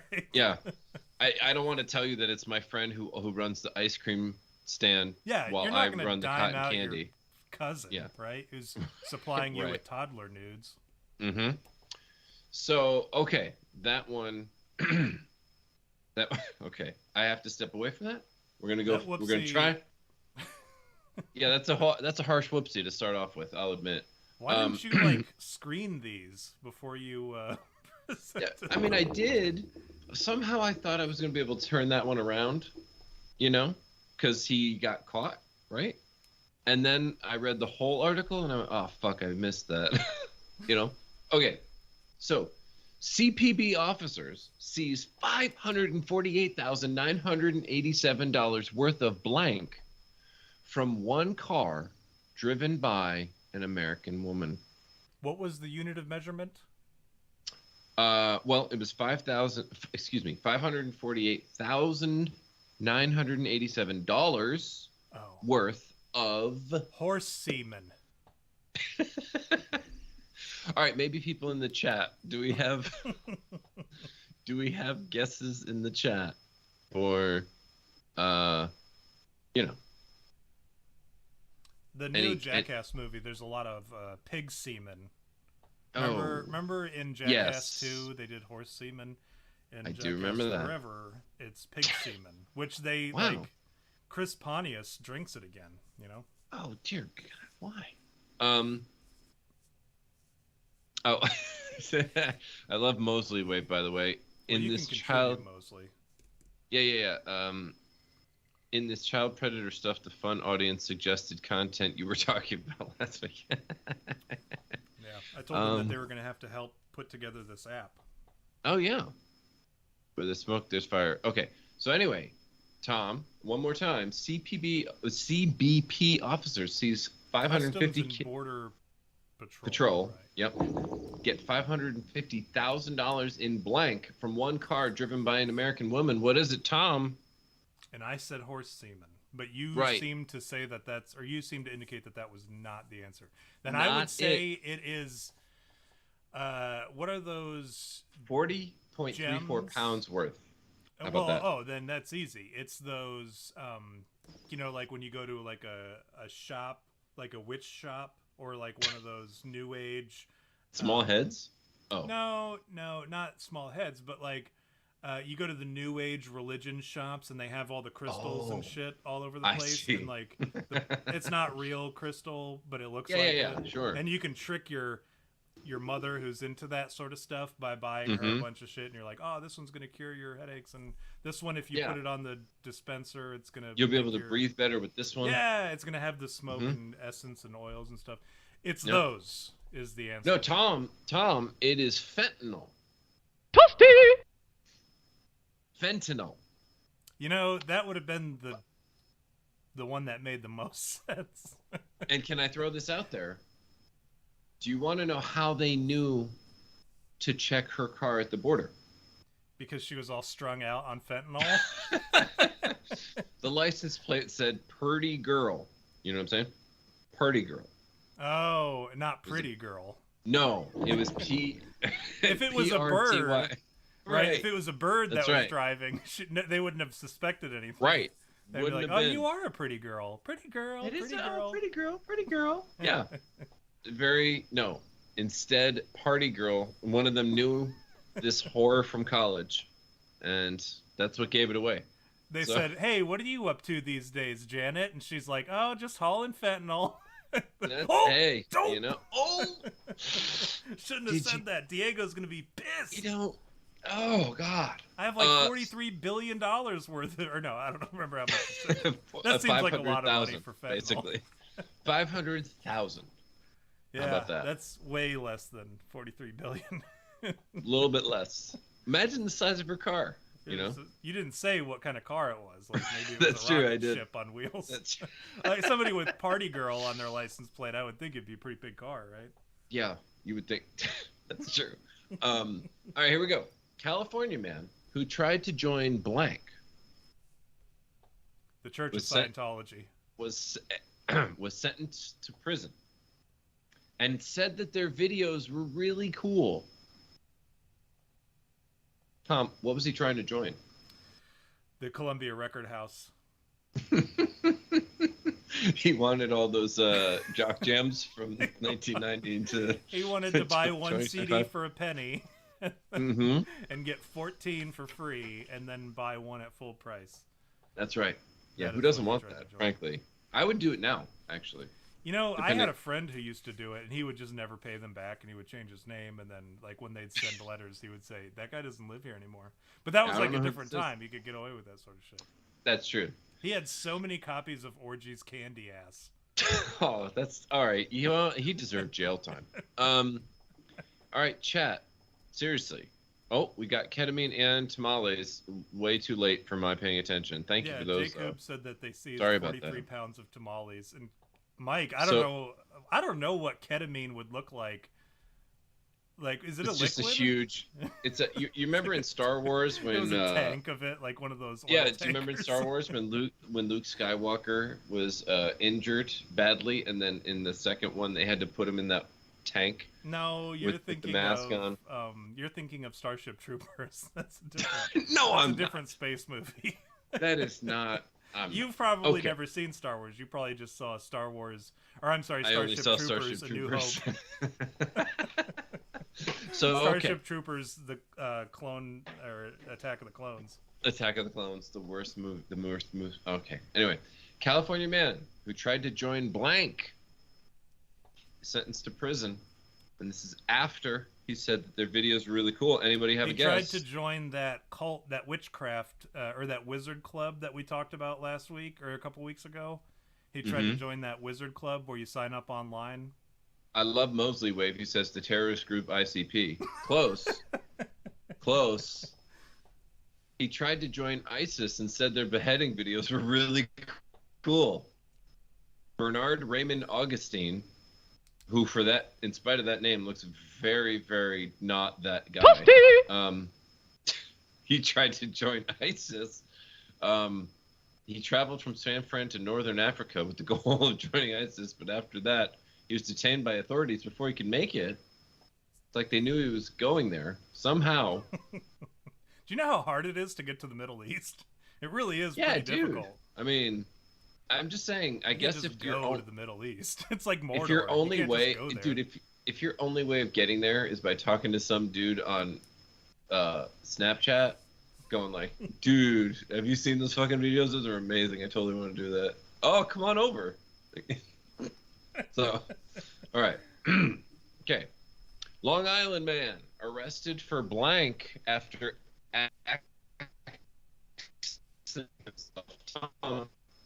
what was he arrested for after shooting himself? So I need you to repeat that, Jerry, because I lost you for a second there. Oh, this is terrible. Long Island man, not your fault, Tom. I'm frustrated with the internet. Long Island man arrested for blank after accidentally shooting himself. Long Island man. It sounds like a bartender's name. If I was a bartender, my name would be. I would wear like my underwear on the outside of my clothes, and I would say Long Island man. And braid your beard. Well, it's not. I actually had it cut today. Yeah. I noticed actually. He was arrested for shooting himself. What was he charged with? Mike says. Well, he was arrested. He was arrested for blank after accidentally shooting himself. So the implication in that is that it's not what he was arrested for. You know, he wasn't arrested for shooting himself, is my point. So I mean, that might have been part of it, but say that's not he the was headline. probably arrested for I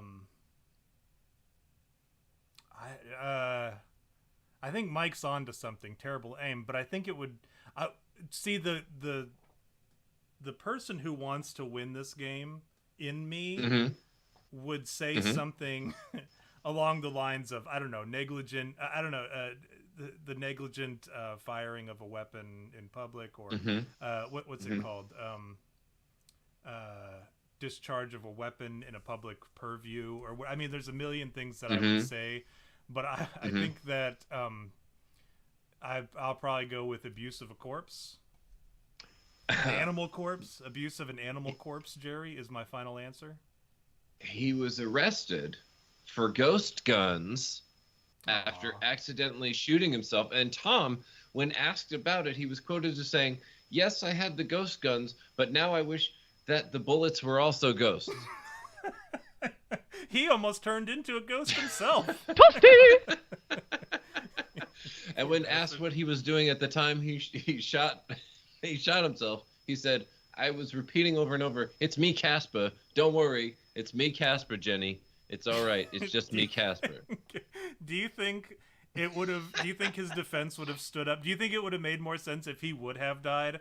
And then then they tried to charge him, and they're like, "Well, you had a ghost gun," and he'd be like, "Well, I'm a fucking ghost, right?" Right. You know, like that's not weird. Like, imagine it's like the OJ trial, right? They put a gun in the ghost's hands, and he's like, "I can't." It just drops. You know? Well, no, because he's a ghost. No, so a real gun. Oh, a real gun. Yeah. You know, yeah, like, then it wouldn't be a ghost. He's like, "What else could I use? Watch." You know what's the worst part is like somehow. This is the best content on the internet. That's the best. Yeah, since the beginning, since you had me at Oonga Boonga, our previous program.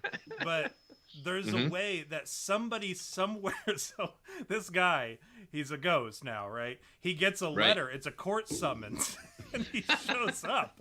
He's a ghost, and he shows up to Right. court, and like, you know, what an absurd premise for a show. I think you should. It's I think you incredible. should make that happen, Jerry. I would watch that. This is show. great, right? I think we're really rolling with Quality this. material. Yeah. So, all right. Okay. Maybe I won't be so serious. Okay, here we go. Got to bring up some. Sometimes, Tom, you find a story that brings it all home for you. You know what I mean?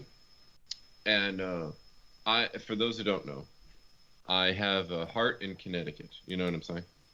And this title is Connecticut Man Accused of Brutally Blank a New York Nurse and having sex with blank on a Tinder date.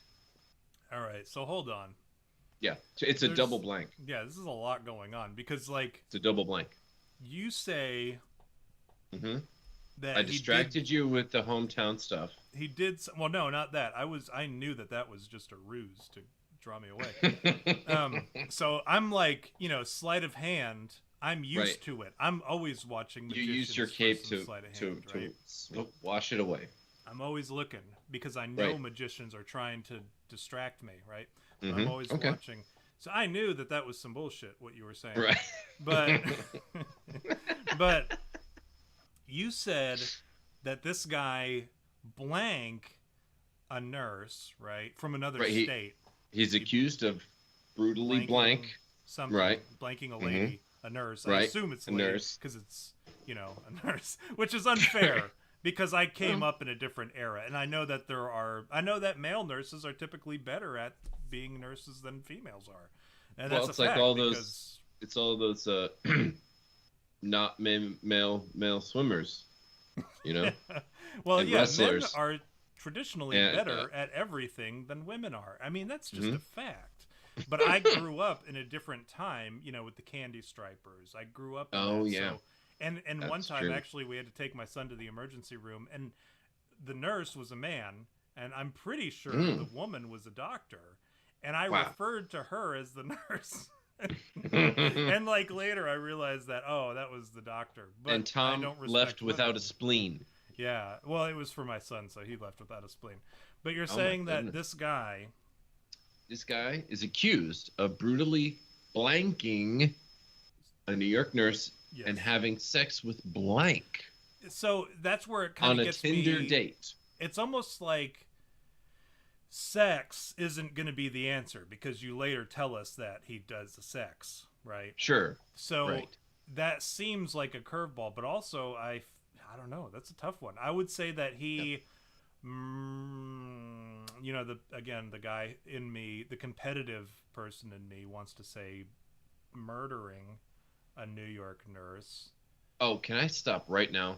Mosley Wave said this is like Norm on Weekend Update, and I have to say that is the best compliment I've ever received in my entire life. And that is honestly beating the fact that my wife says that I'm a great dad. You know what I'm saying? Like, that's... And I'll never tell her that you said that, and I hope that she never hears that. No, but seriously, short of being told I'm a great dad by the mother of my child, that's the best compliment I've ever heard in my life. So, thank you for that. Now back to the violence and disgusting shit. So this guy, I Yep. would say murdering a nurse, Okay. a New York Okay. nurse, but I will Mhm. say tickling a New York nurse and having sex with blank Right. from Tinder. On a Tinder. Yeah. Right. Her mother. Mm. Am I Boy, close? Tom, How close? you are am I? close. You are close. I'm gonna go. Okay, I'm gonna I get hate that get that's there. the case. It's close. You're very close. Connecticut man accused of brutally murdering New York See, nurse. If I would have stuck it out and went with the Yeah, go with the obvious, right? And then having sex with her corpse oh. on the Tinder date. Yeah. Yeah. Oh, hold on. There's a thing. You know it's weird, right? Well, most of that is weird. Hold on a second. Most Whoopsies! Whoopsies, we forgot. Whoopsies. Yeah, the thing is, Tom, believe it or not, I don't know if you know this, there's a disadvantage to dealing with a dead body if the dead body is of the only medical personnel in the room.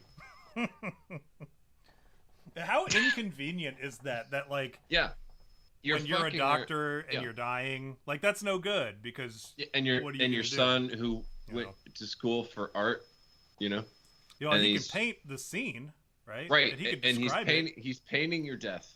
There's blood all over the place. He's using your blood because that's going to be in his memoir, the whole thing. Yeah. And then you're like, no, it's right. Just get that vial, okay? It's right. Just measure it out. 0.4. Well, he didn't go to chemistry school, Jerry. I know, and he's like, vial. I'll tell you what's vial. You're patriarchy. Right? Your imposition of your language on my person, Dad. Anyway. See, this is why we need to beat our kids more. You know what I mean? And Tom, here's the thing. You know what happens there? You didn't die of your wounds. You just died of a broken heart. You just died. You're near death, and your son is like, "How dare you use that kind of verbiage?" Well, at least you don't have to deal with the crippling debt of having sent your son to art school because you're dead, right? You know, it's just he done. has to deal with it. Yeah, you're done. Yeah. That's it. You don't have to do it anymore. Well, at least he took her on a date. I'm sure that the funny thing is, Mosley, I thought you said at least he wasn't on the hook for her date, and I was like, that's how he killed her. Anyway. That's okay. Terrible pun. Maybe that's how he did it. Who knows? Yeah, it wasn't even the hook. It actually he said that joke and she died, so he fucked her anyway. Well, why wouldn't he? Right.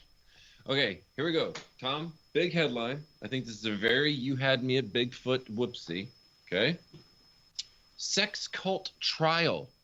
All caps. Okay. It's my favorite type of sex cult and trial. It's my favorite type of cult. Blank, who lived in dorm. All right, a dormitory. Convicted of trafficking blank. I'm going to say it again. Sex cult trial.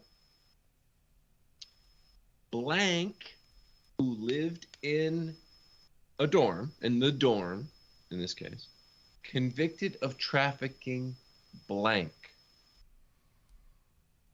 So when you say sex cult trial, yeah, that's the backdrop of all this.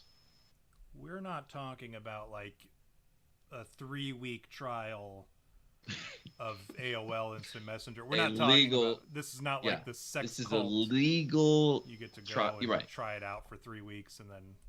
Yeah, this isn't a Planet Fitness membership that you use until you get to Planet Fitness membership. Yeah. Right, and that you use until you get to Pizza Tuesday, right? Well, yeah. And then you get the free dinner. You're like, oh. Well, yeah, fuck. You're not allowed to drop the plates there either. Oh my goodness. Yeah, they get very upset when you drop the weights. The lunk alarm goes off when you drop a slice of pizza. That's incredible. I bet. All right, sex cult trial. Blank did something. Say it again. Yeah. Okay. Sex cult trial. Blank, who lived in a dorm, convicted of trafficking blank. Trafficking blank. All right, so it's a sex cult trial. Got that. Sex cult trial. Yeah. I would say sex trafficker who lived in a dorm, convicted of trafficking humans for sex, is my guess. I mean, you're dancing around the truth there, which I feel is very apropos for this show. That's the guy who wants to win in me, taking the cheater's way out. So, because, I mean, it's all there. You know, it's like when you're taking a test and you're looking elsewhere on the test for the answers for a specific question. That's what I did there. How close am I by cheating? You're very close. First of all, Mike Manitoba, I think that's funny. Disney employee / kids. Who lived in a dorm. Right. Yeah. Disney employee who lived in a dorm. I changed mine to what Mike said because that's better. That's better? Okay. His is probably closer to being right. Also, it's something I stand behind and I believe is the truth. Yeah. Hey, listen. Y'all can complain about Disney like that, but you don't get Wall-E without some dead kids. Okay. All right. Jerry, you're about to be a sex cult trial. Look, after that joke. or I get a job at Disney. Either one. Yeah. I don't know. And then you end up back in sex cult trial. I'm it's at like no I'm matter living what, in a dorm. You know what All it of a is, sudden. Jerry? It's like those stories that the choose your own adventure, where like no, you get to a certain point where like no matter what you pick, it's going to result in this one particular event happening, and you've gone no too matter far. what. So yours is you're at that point where no matter what you do, you end up at sex cult trial. Sex cult. Being a defendant in the sex cult trial. See, no, they don't even tell you that. You just assume it, but you could actually be the stenographer. You have no idea. Oh, that's true. You know what I mean? But I'm just saying, I think you'd end up being the bailiff at the sex cult trial. Oh man, can I be the moose guy from Night Court? Oh my goodness! All right, the judge. that is it. No. The judge was the funny dude, but I'm talking about the bald guy, Moose or whatever his name was. I thought he was the judge. No, it was Judge Harry, the comedian Harry Anderson. He was the judge, the guy who looked like Dana Carvey. Oh yeah. Why am I thinking that the bald guy was the judge? I think he was the judge in like season 8 when Harry Anderson quit finally. I think honestly, I think like he was in literally night school for Night Court. So, okay, here we go. Sex cult trial. Here's the answer, ladies and gentlemen. Dad, who lived in the dorm, convicted of trafficking his daughter's friends. Here's the U.S. Attorney and Damian Williams said 12 years ago, Larry Ray moved into his daughter's dorm room at Sarah Lawrence College. When he got there, he met a group of friends who had their whole lives ahead of them for the next decade. Decade, Tom. How long do you have to stay in school?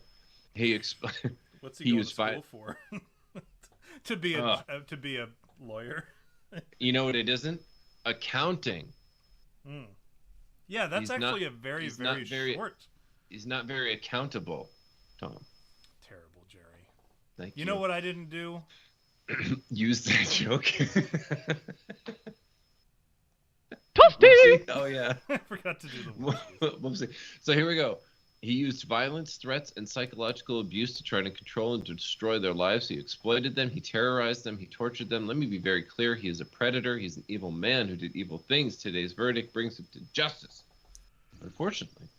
Yeah, it's true. That is absolutely true. He lived in a fucking dorm with his daughter and then just did all that we said.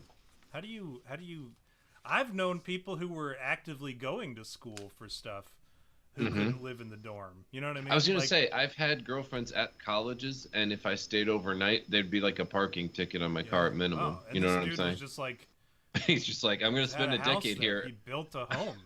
Dude, I'm going to spend a decade here. He turned that student housing into a student home. Oh. Man, that was pretty good. Thank you. That was good. You for that one. Do you want one more, or are we just, because I've got, okay. Let's Tom, do one more, because, I mean, we've been having some fun with this. I think we have. all right, here we go. Okay? One is NYPD statistics. One is NYP investigating something. Oh, God. I have to leave it at that because it gives away too much. And then the other one, no, we're going with this because there's a theme. I have to do it. Okay, Tom. Operation Blank, okay, Operation Blank ends in the arrest of 19 men seeking sex with blank. And I'll give even a deeper hint. This is from Florida. Okay. Operation ends with the... Right. Operation Blank of 19 men seeking sex with blank.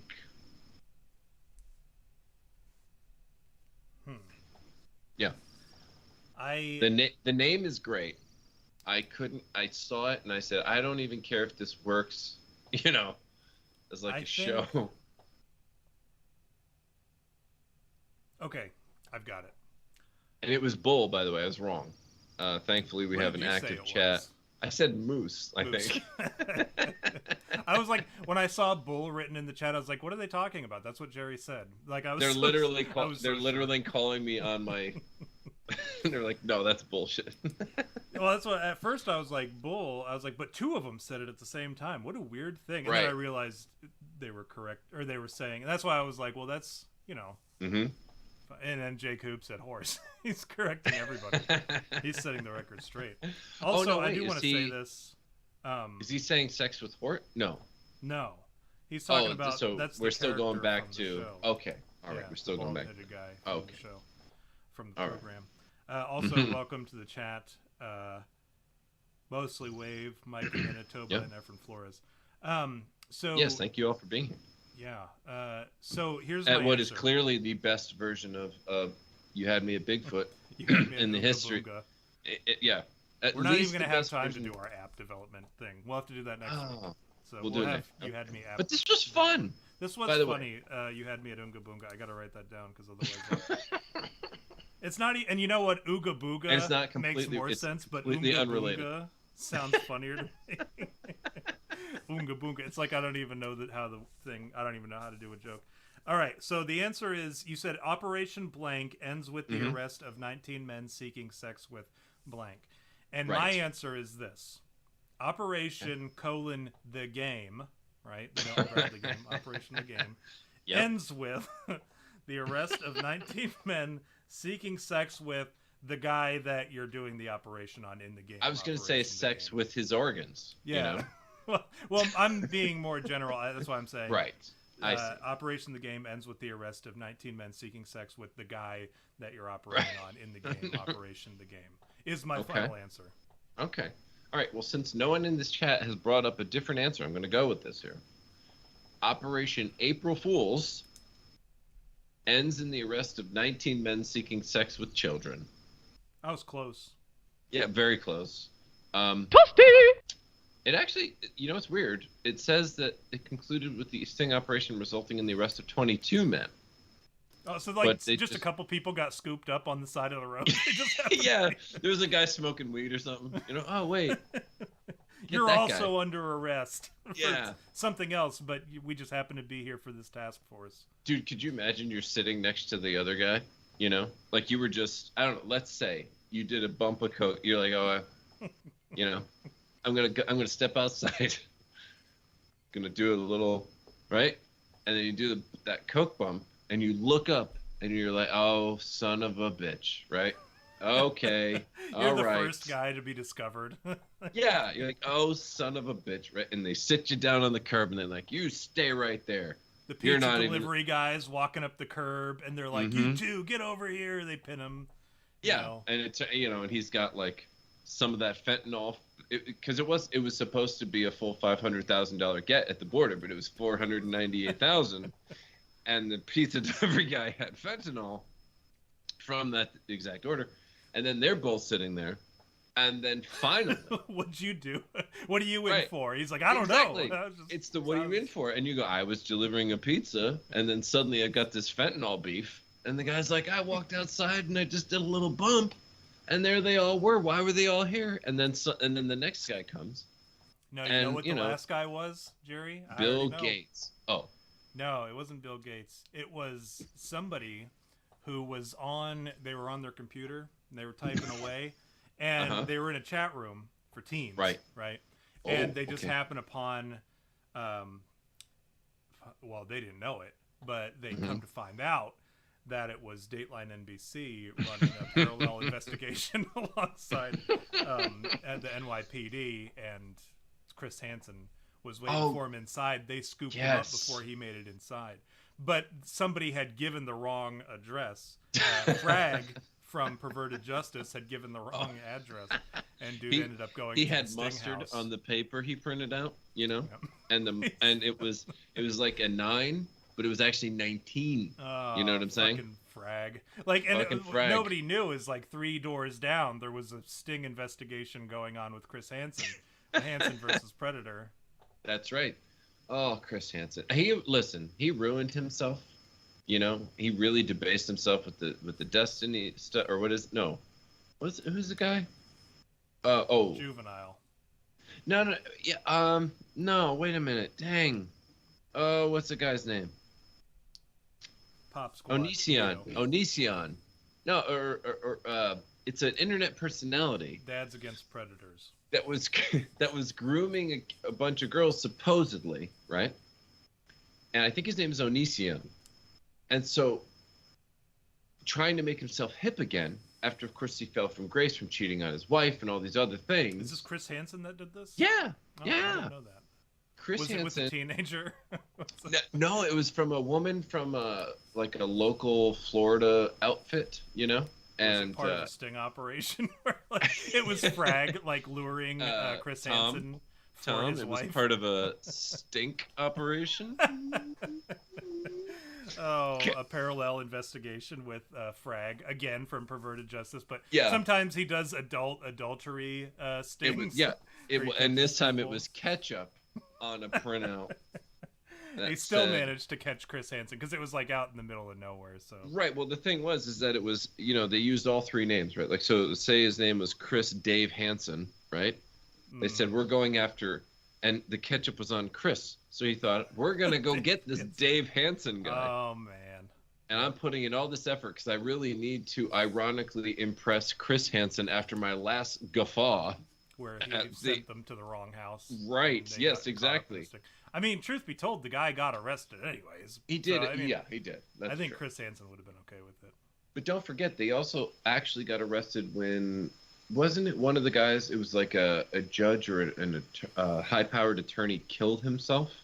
Yeah, it was the district in the attorney. middle of the country. Yes, district attorney killed themselves. So they had, bit of a stain on them for that one. Yeah, a little bit And of then stain or mustard. yeah, I mean, Who knows? I couldn't possibly care less. I mean, seriously.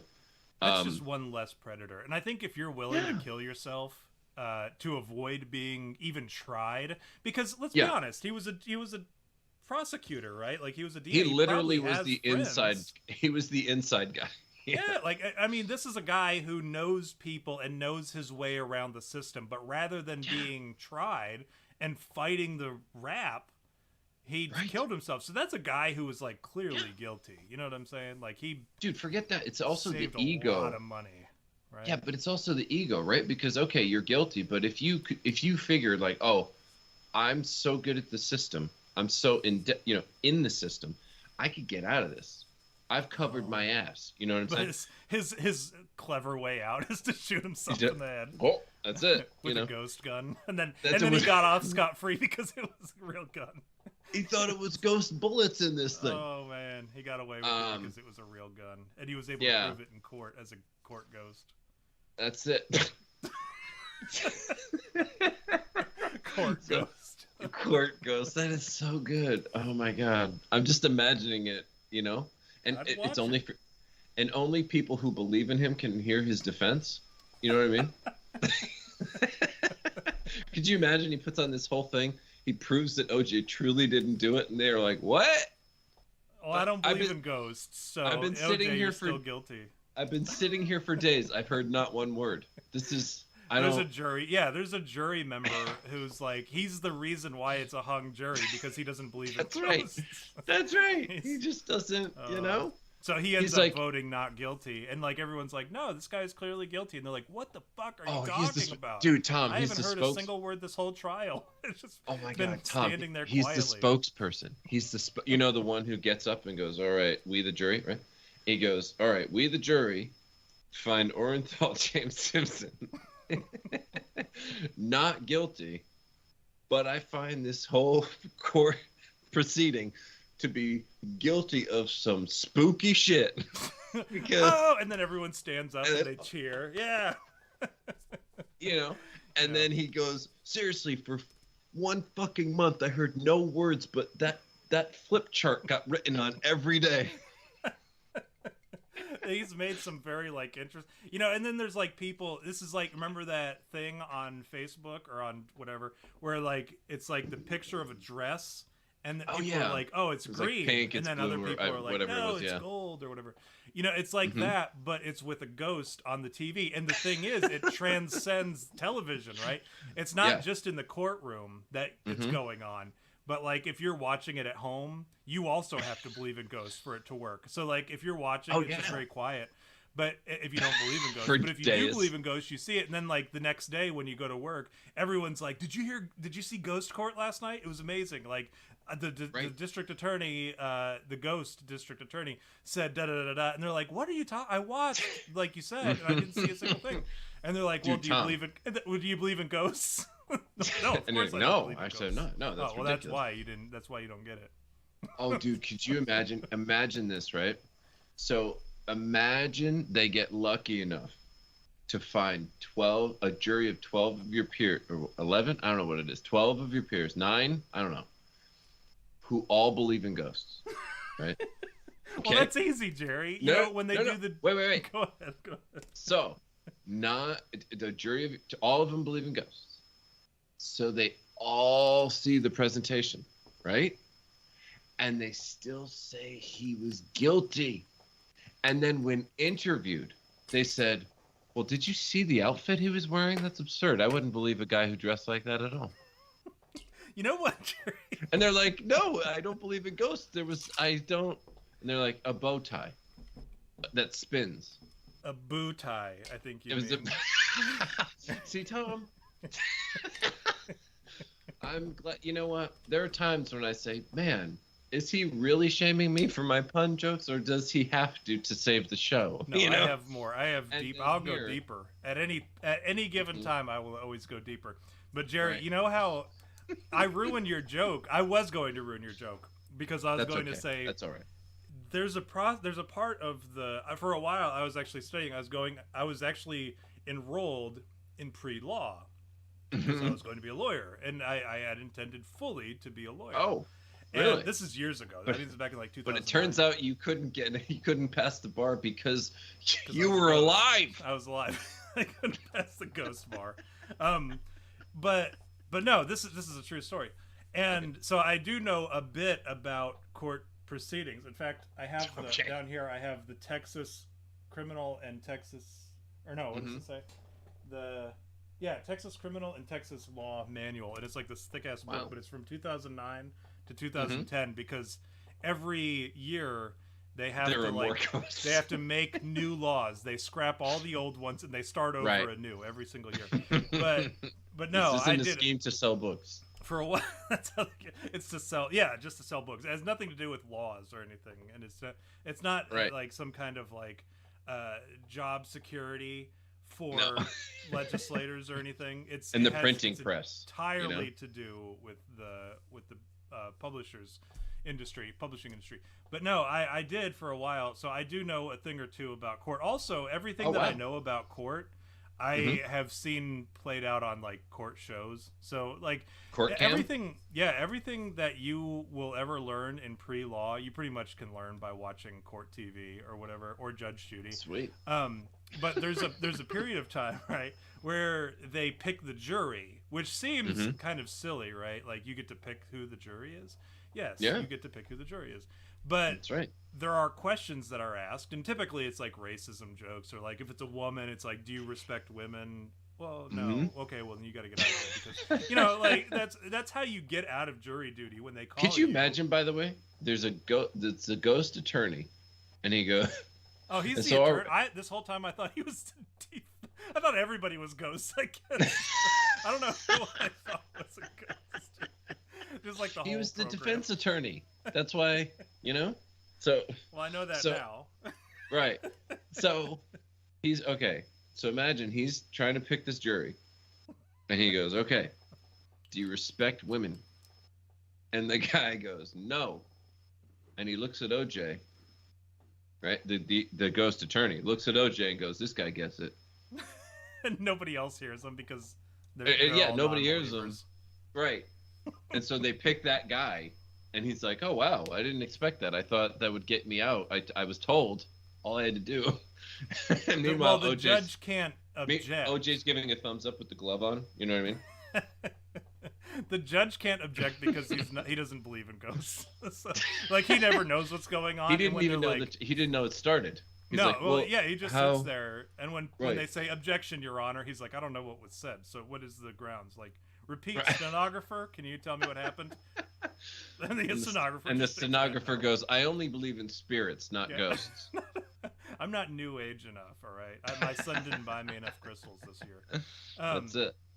But yeah, so you would think that like the easiest way to make sure that there wasn't that whole boondoggle that you were talking about, where there's like a non-believer in the jury, is like the question that they ask is, "Do you believe in ghosts?" And if they say no, then they're like, "Well, we can't have you. You got to believe in ghosts." Yeah, to be sorry, part of this we have jury. a trial. You got to need believe some in rational ghosts people. to be a We part have of this we have to jury. have a trial. We have a trial. Okay, we have a We trial have to please commence take this here. seriously. We have a very important. Could you imagine? All right, trial. Tom. I know we're dragging this through the mud. Yeah, but we're Tom, over. We're out of time. Go ahead. can you imagine? Last thing. That, so the attorney has to ask each potential jury member if they believe in ghosts, but they let the ghost guy say it, so they never hear him say it. You understand what I'm saying? Yeah, so like you would know. You wouldn't even have to ask. Because the prosecutor's not going to ask because he wants to win, right? so he's just going to go, so do you believe it? What, capital punishment, whatever fucking right.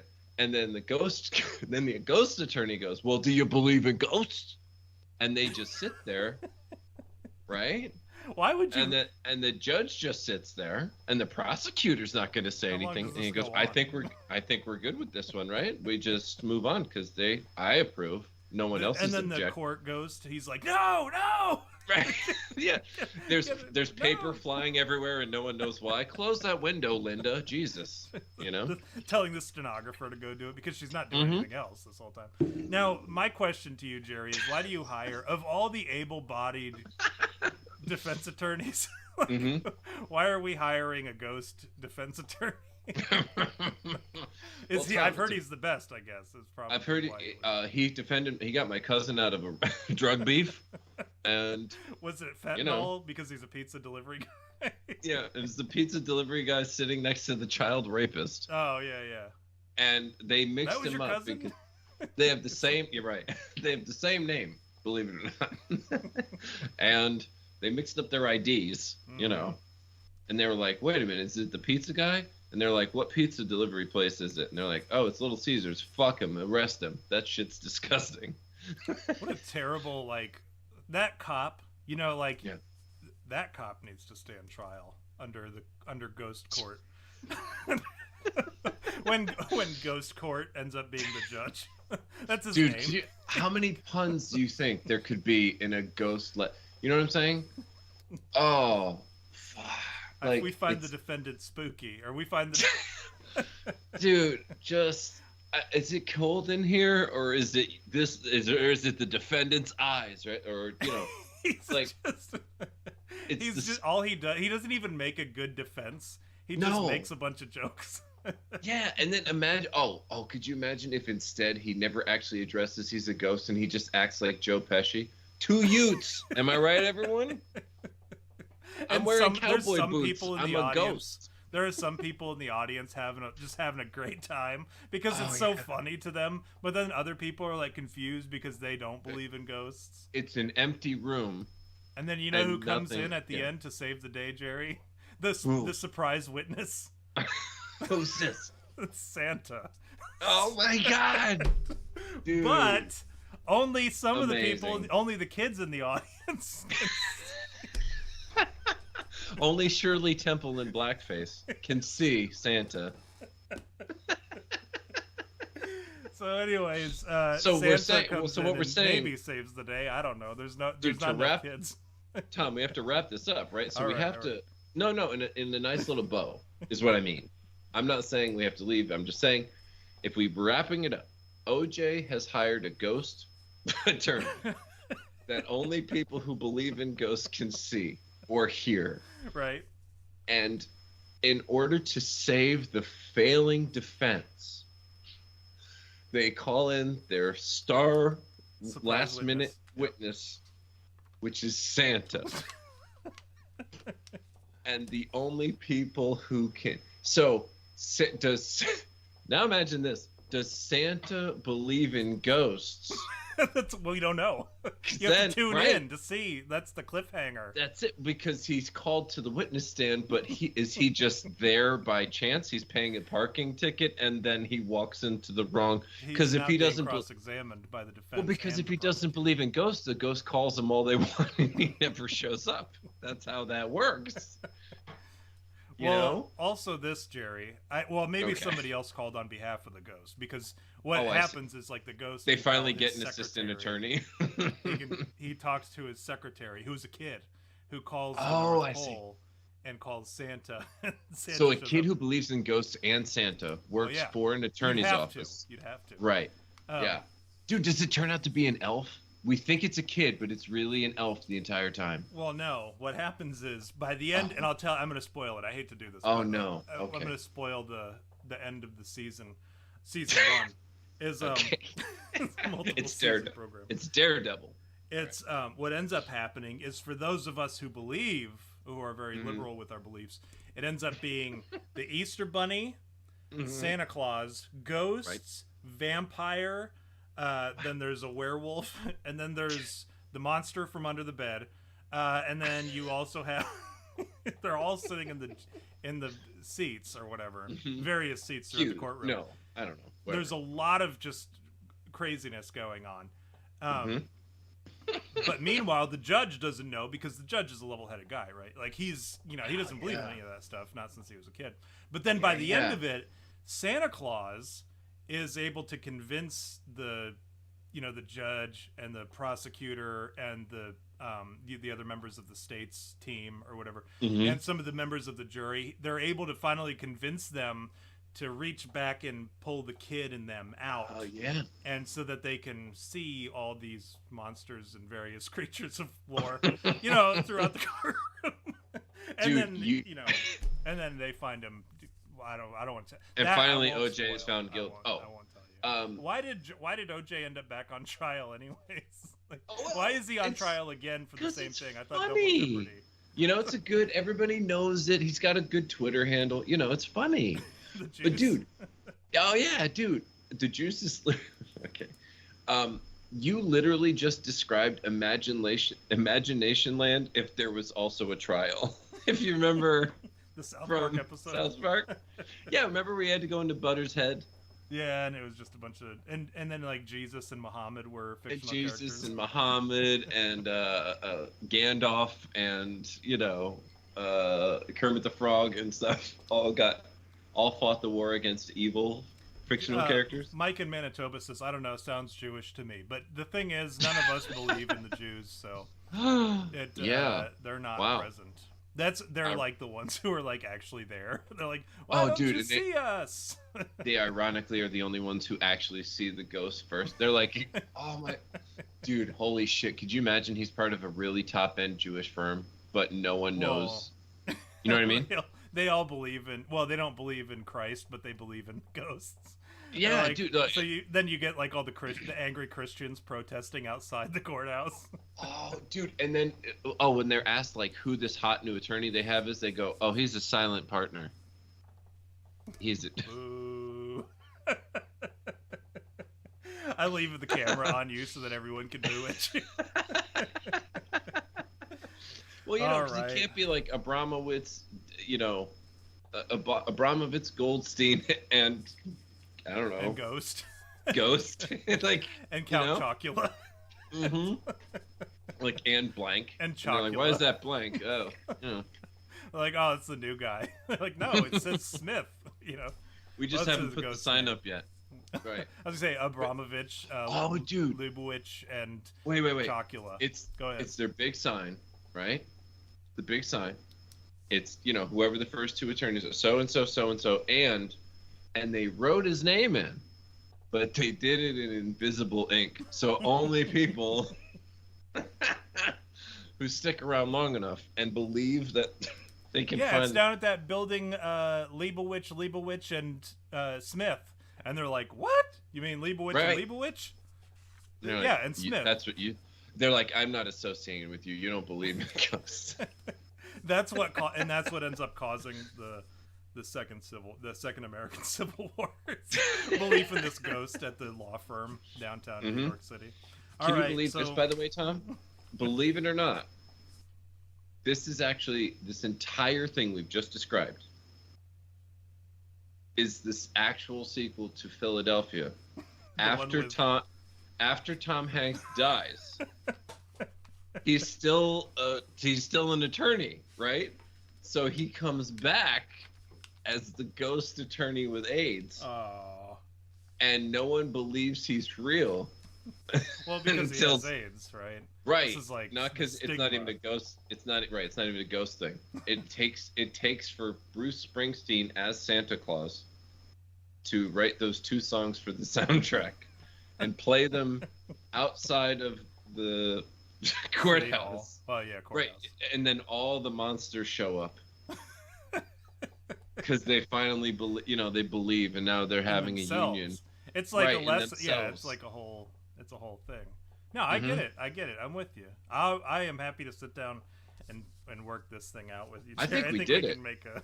I think we're done. Yeah, we're good to go. I think we had a whole season. Can I tell you? I'm invested already.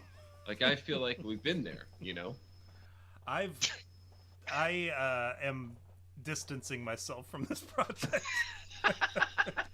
All right, Jerry. So they hired. Yes. Mike said. So they hired a ghostwriter. Eh? I knew that was coming. Yeah. You know what's? He beat us to it. Well, you can say that you like. Yeah, I was thinking that, or I was going. Yeah, but Mike beat you to it, and that's the first time that the Canadians ever beat us to anything. That's right, Tom. I'll tell you this. Yeah, Tom. I'll tell you this. Here's something to wrap it all up in a nice little bow. Right. Please do.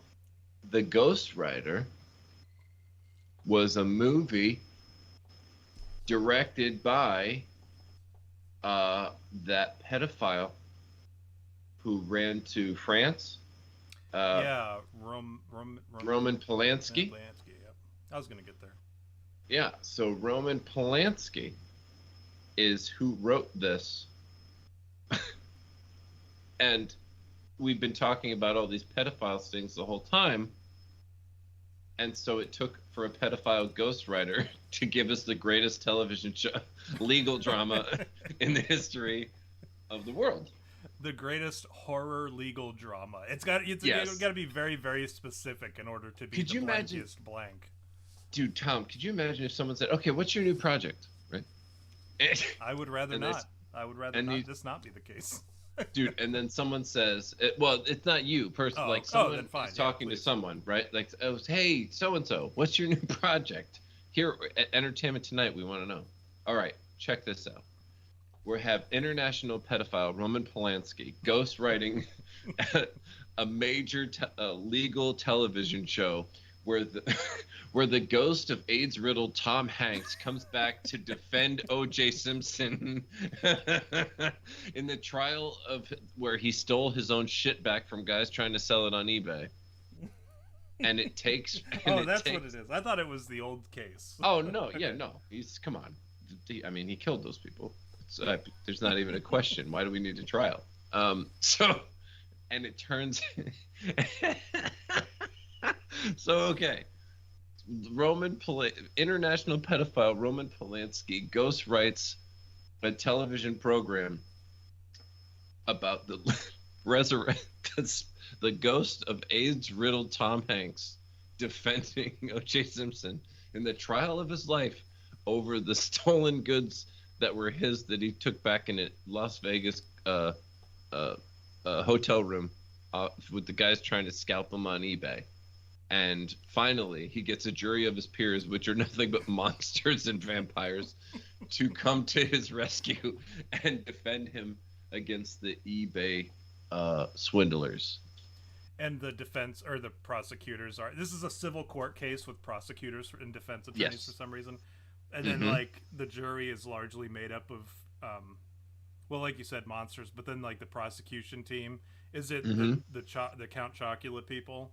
Like made up of like serial monsters, Count Chocula, Boo Berry, and Frankenberry.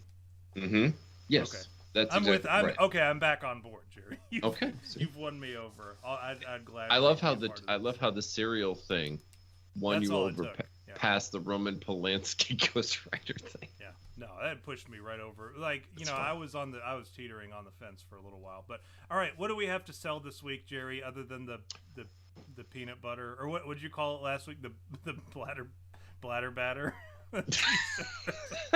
Oh yeah. What are we shilling that you need to talk to them about before we close out? Well, first of all, as you guys have all seen here tonight, we have 2/3 of a fantastic idea to sell to Netflix for an episodic series, and we just need a simple cash infusion.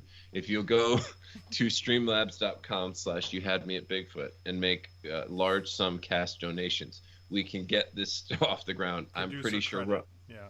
Yes, you'll get producer credits, and I can assure you, if you get past $25, Roman Polanski will do this. Secondly, we also have to, we have to shill the shirts. The shirts were wonderfully created by Tom. We don't want to completely ignore. We're a fast-moving show, right? This is not episodic. We're a fast-moving show. We have to remind people of the live for your don't tread on me shirt that you made. Oh, fantastic shirt. That's right. So we have to do that. And finally, I am refraining, like I mentioned, from bringing up real whoopsies, okay, to add more comedic flavor here instead. So if you just go to our Telegram channels, you will see on at no thanks, or You Had Me at Bigfoot. You follow us there, join the group. You will see all the whoopsies you would have seen here on the show, and instead get the inside scoop on what's going to kill you, and then come here for some yuckles. Yeah, I like getting the whoopies over there. Well, the whoopsies over there, and then the whoopies here. Right. The whoopies are funnier here. I like doing the goofiness. Yeah.